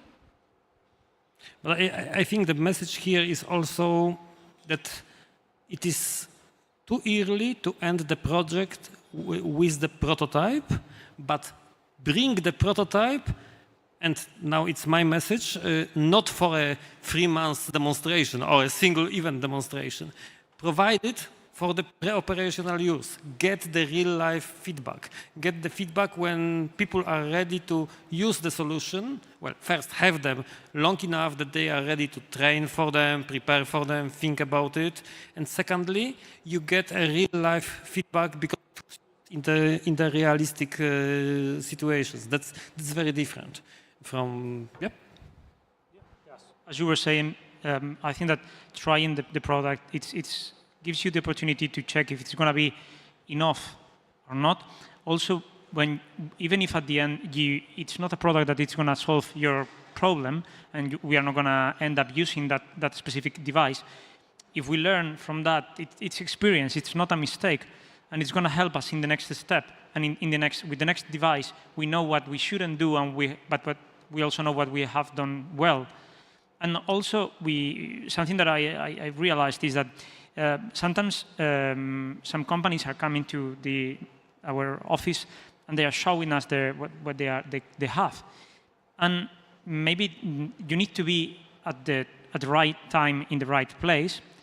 But then if we don't need your product right now, but then in the future we need something similar, we always keep in the agenda all these numbers and of all these people, and we call them back. And it happened already that we called them back. Hey, you know, we were talking about this thing. It was very interesting. I think we can move it to this other kind of project that we are starting. Can we work on this idea? So it's not going to be you arrive with your product. It's going to be 100% perfect for me. I'm going to buy it right now. But we can start building something. If we don't have any kind of contact, nothing is going to happen. So that's a way of, that's another approach, just going together and traveling around the process and trying to use it, if not for the original purpose, maybe for a different one, or maybe as public sector, we can share the information with other authorities. Okay, we found this, it's very interesting. We cannot use it, but maybe for you it's going to be great. So that's another way to start promoting the market. Thank you. I'm looking at the time, and I think we are a moment just for the last sentence, so let's make the sentences wishes. Let's say it's 2027. What would be your wish? What the outcome of the research in 3 years' time? What type of outcome of the research you would like to have in, let's say, this type of pre-operational modes? So we are having somehow closing the beginning and the end, the worst case scenarios, the most needed things, but given you in the experimental mode, what it would be? What would it give to you? My wish for the next few years, I would like to all be aware of what's the situation, that we have a great system, but we need to take care of it. We need to be helpful when there is a crisis. For instance, this kind of disruptive event, we need to cooperate all together and stop looking for who's the guilty person, but how can we improve for the next time? How can we react faster? How can we make the system more resilient? And that should be the mindset for all of us. Public entities, private entities, the citizens, because at the end we are all together sharing the same ecosystem.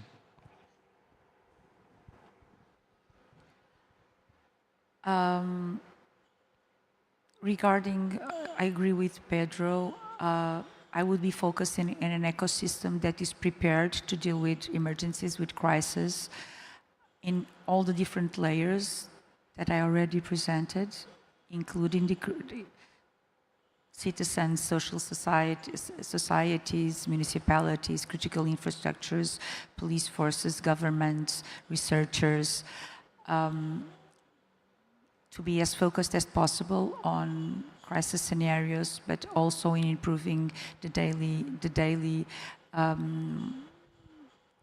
daily routines of citizens, to continue looking at the major issues that our planet is seeing right now: climate change, the advancements of technology and AI, etc.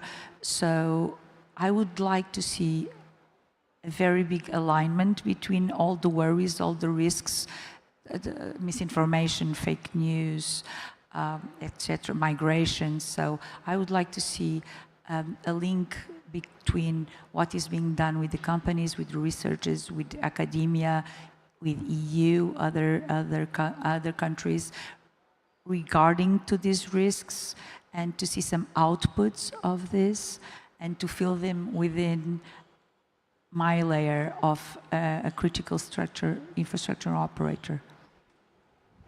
I'm going to be very high fly with this, but I hope in 2027 that Europe will be stronger and more unified, that we are collaborating more between the different member states, and this way we will be more resilient to any threat that comes from the outside.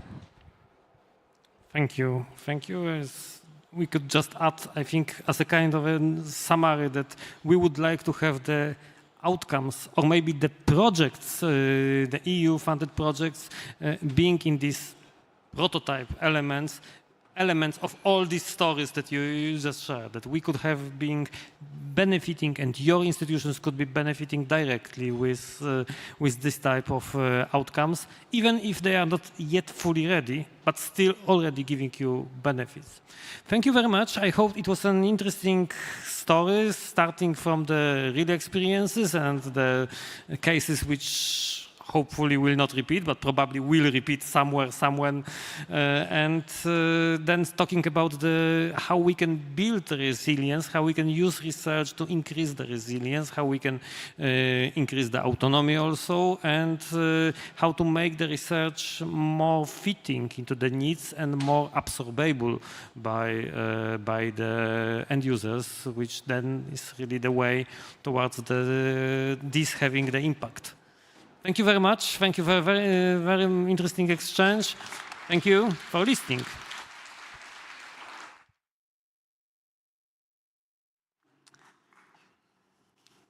Thank you very much. Oops.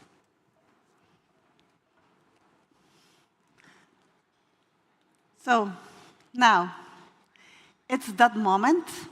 We are coming to an end. You see, I have no speaking cards and no glasses to read them, which is even better, I have to say. Before calling on stage for the closing remarks, Marta Sigan, I would kindly, really thank you all. Thank you, the organizers. Thank you, the panelists, the moderators, the exhibitors, demonstrators, participants. Thank you for the passion, clearly perceivable. Thank you for the insights that you shared in terms of experiences, know-how, recommendations, suggestions. Thank you for the brilliance. The brilliance because I clearly see that this community keeps security strong, curiosity alive. So my wish, connecting to what has been just said, it's stay creative, stay focused and sharp, and stay safe. And now, my last announcement for this 2025 Security Research event, I'm kindly calling on stage Marta Sigan for the concluding remarks.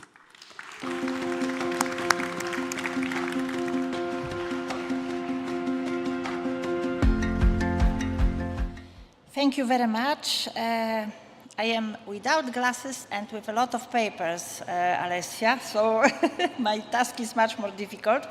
Moreover, it's really difficult to come to the end of such an event. I think you would agree with me that we had 2 intensive days of Security Research Event 2025, and it was really a pleasure for me, and I am now using the rights of concluding person. It was a pleasure for me to follow discussions of different panels to the extent possible, but mostly all of them.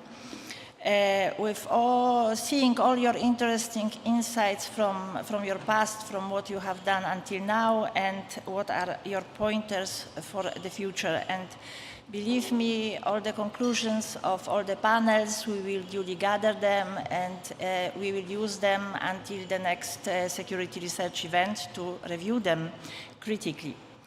I admit I feel proud of security research community for its excellence or brilliance, how Alessia defined it, and for the dedication. And I can reassure you that this dedication and aim for excellence is also what drives me, myself, my colleagues, and our team every day when we are steering Horizon Europe Cluster 3 work.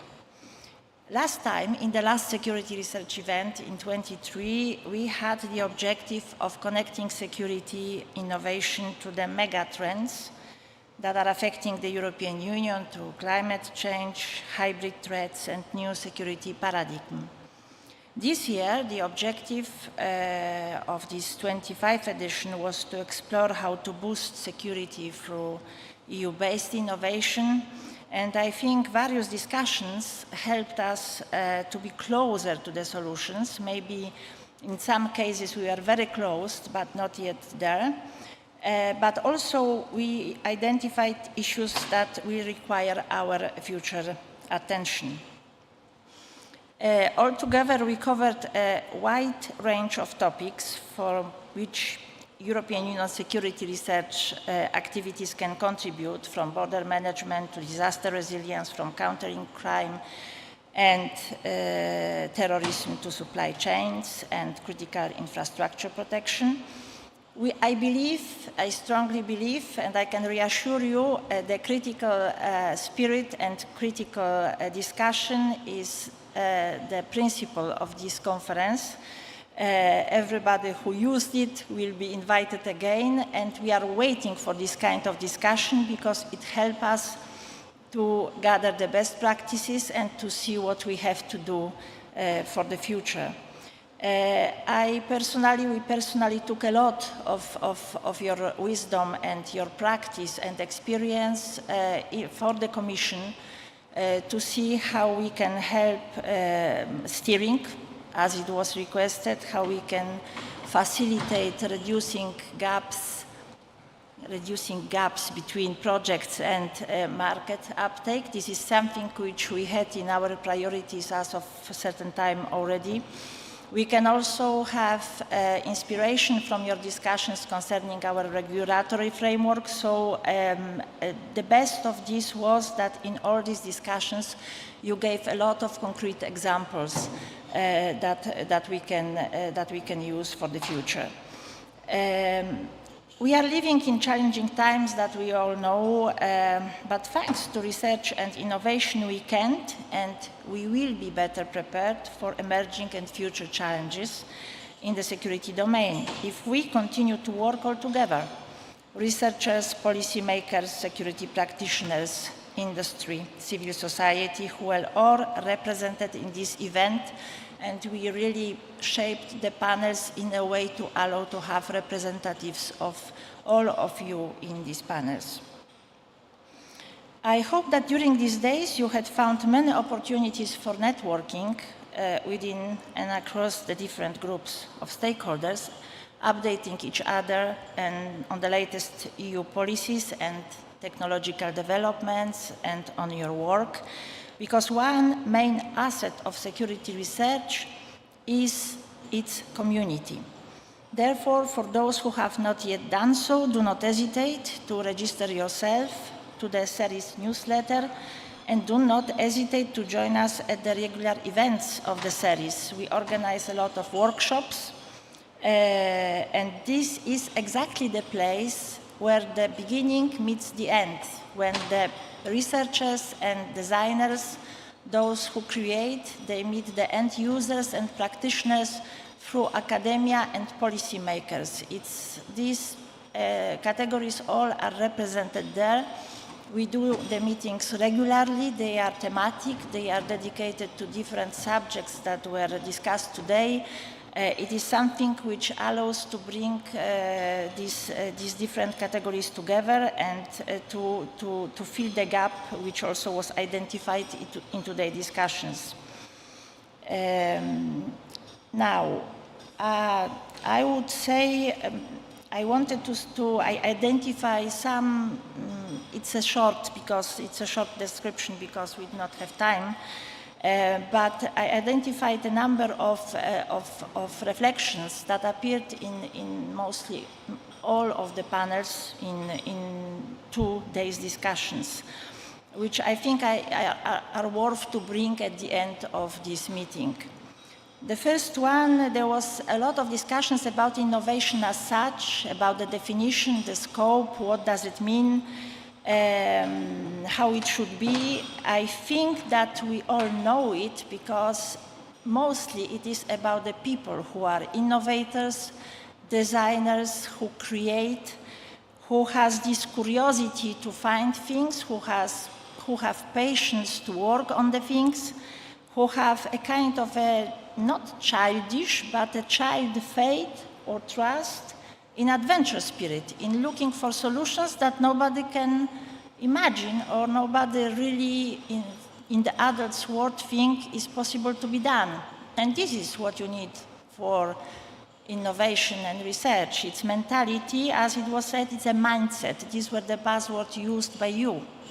I have here a collection of things that you said in the panel, and I think it's very, very, very much true. So in this innovation, the innovator, designer, and the wish to find the solutions is the principle. And the another thing is, however, that innovation is not possible being only about technology, because it's not only about technology. In design, I mean, it has to be the final user and the practitioner that will use it at the center. Otherwise, we cannot develop good methodologies and solutions. And here it's the second reflection about exact reducing the lack of contacts in between the beginning and the end. And this is why I also really once more warmly encourage you to get to know the CERIS community, because it's this type of community when everybody meets and when you can really talk about your plans, you can also express your wishes. It's one of the examples of this type of cooperation, but we in the Commission, certainly our work is about making it possible, the contacts in between protagonists, different protagonists of the process of research innovation becoming reality from the very beginning until the very end.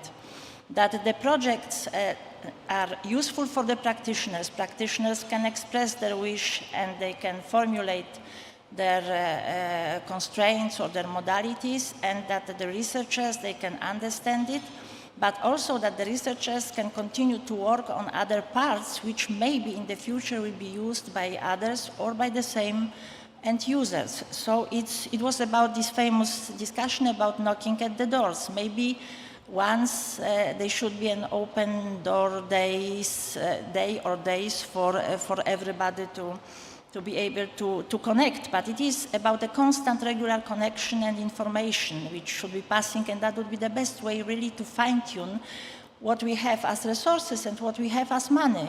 It's always lacking, it will be always lacking, so we have to help ourselves to match, and we as a Commission, it's also one of our tasks that we put on our agenda already some time ago. The third element I would say is very often, starting with the initial remarks, we were talking about Europe-made research and invention.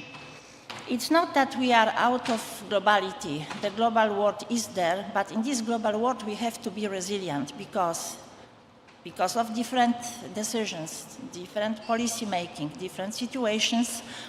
It is important that Europe has a strategic autonomy, that it's independent. In terms of research and innovation, it can be not so timely. I don't know. I hope we are still in time, but I really trust we are in time. We are interconnected in various things, but I am absolutely convinced that with people we have and with certain methodologies that we have and with horizon like we have in the European Union, I hope that we can work on Europe-made, working on European vision, it's another quote of another panel, solving European problems with European solutions. So I think this is extremely important element, which is linked with something else, that in Europe we have citizens that have right to live and feel safe. So we are working for Europe as such, for European industry, for different processes, because, for example, the citizens, as you said in the final panel, should be involved in critical infrastructure responses. But in reality, it is about making our citizens feel really safe in the place they are. It seems to be abstract in the times of different events outside. Every day we can wake up and get the information that there is a new war somewhere, hoping it will not happen. again, but they are a lot of unexpected events. In this world, we have, for daily life of people, try to make their life safe. And whatever we can do at the European level, that would be our mission. There are also positive elements sometimes, so I will talk about this in a moment. And then last reflection which I wanted to share with you is that at least in the Commission, and I think it is something which we all have to take with us from this conference, in the Commission and in Member States, in the industry, in the representatives of practitioners, representatives of authorities in the Member States which deal with research and innovation. We who know about research and innovation, we have the duty and responsibility to inform our decision makers, because we inform them that they take informed decisions, that they use it also in their work when they implement our policies, but they know it and they promote it also. And this is also our duty and the task to inform them about this, to spread the information. This is why I am extremely happy that yesterday we had the chance to have implementation dialogue with our commissioner, who was moderating the panel of researchers and innovators and practitioners. And I think it was a very good and detailed discussions, which showed that we matter also at this level about the research and innovation, and it will be helpful for us to move on for the future. Now, time for thanks. So first, I would allow myself to thank our moderator without glasses, Alessia Melasecchia Germini. Is it okay, which I said? I am supposed to know Italian, so unless I have a different, please really once more, because it's for 2 days, so we have to really express our gratitude, because you did it with the lightness of a butterfly in a subject which sometimes can be extremely complex. So you are very convincing, and I'm certain that you enjoyed it a lot. I immediately became more courageous coming to the stage. So thank you very much, Alessia.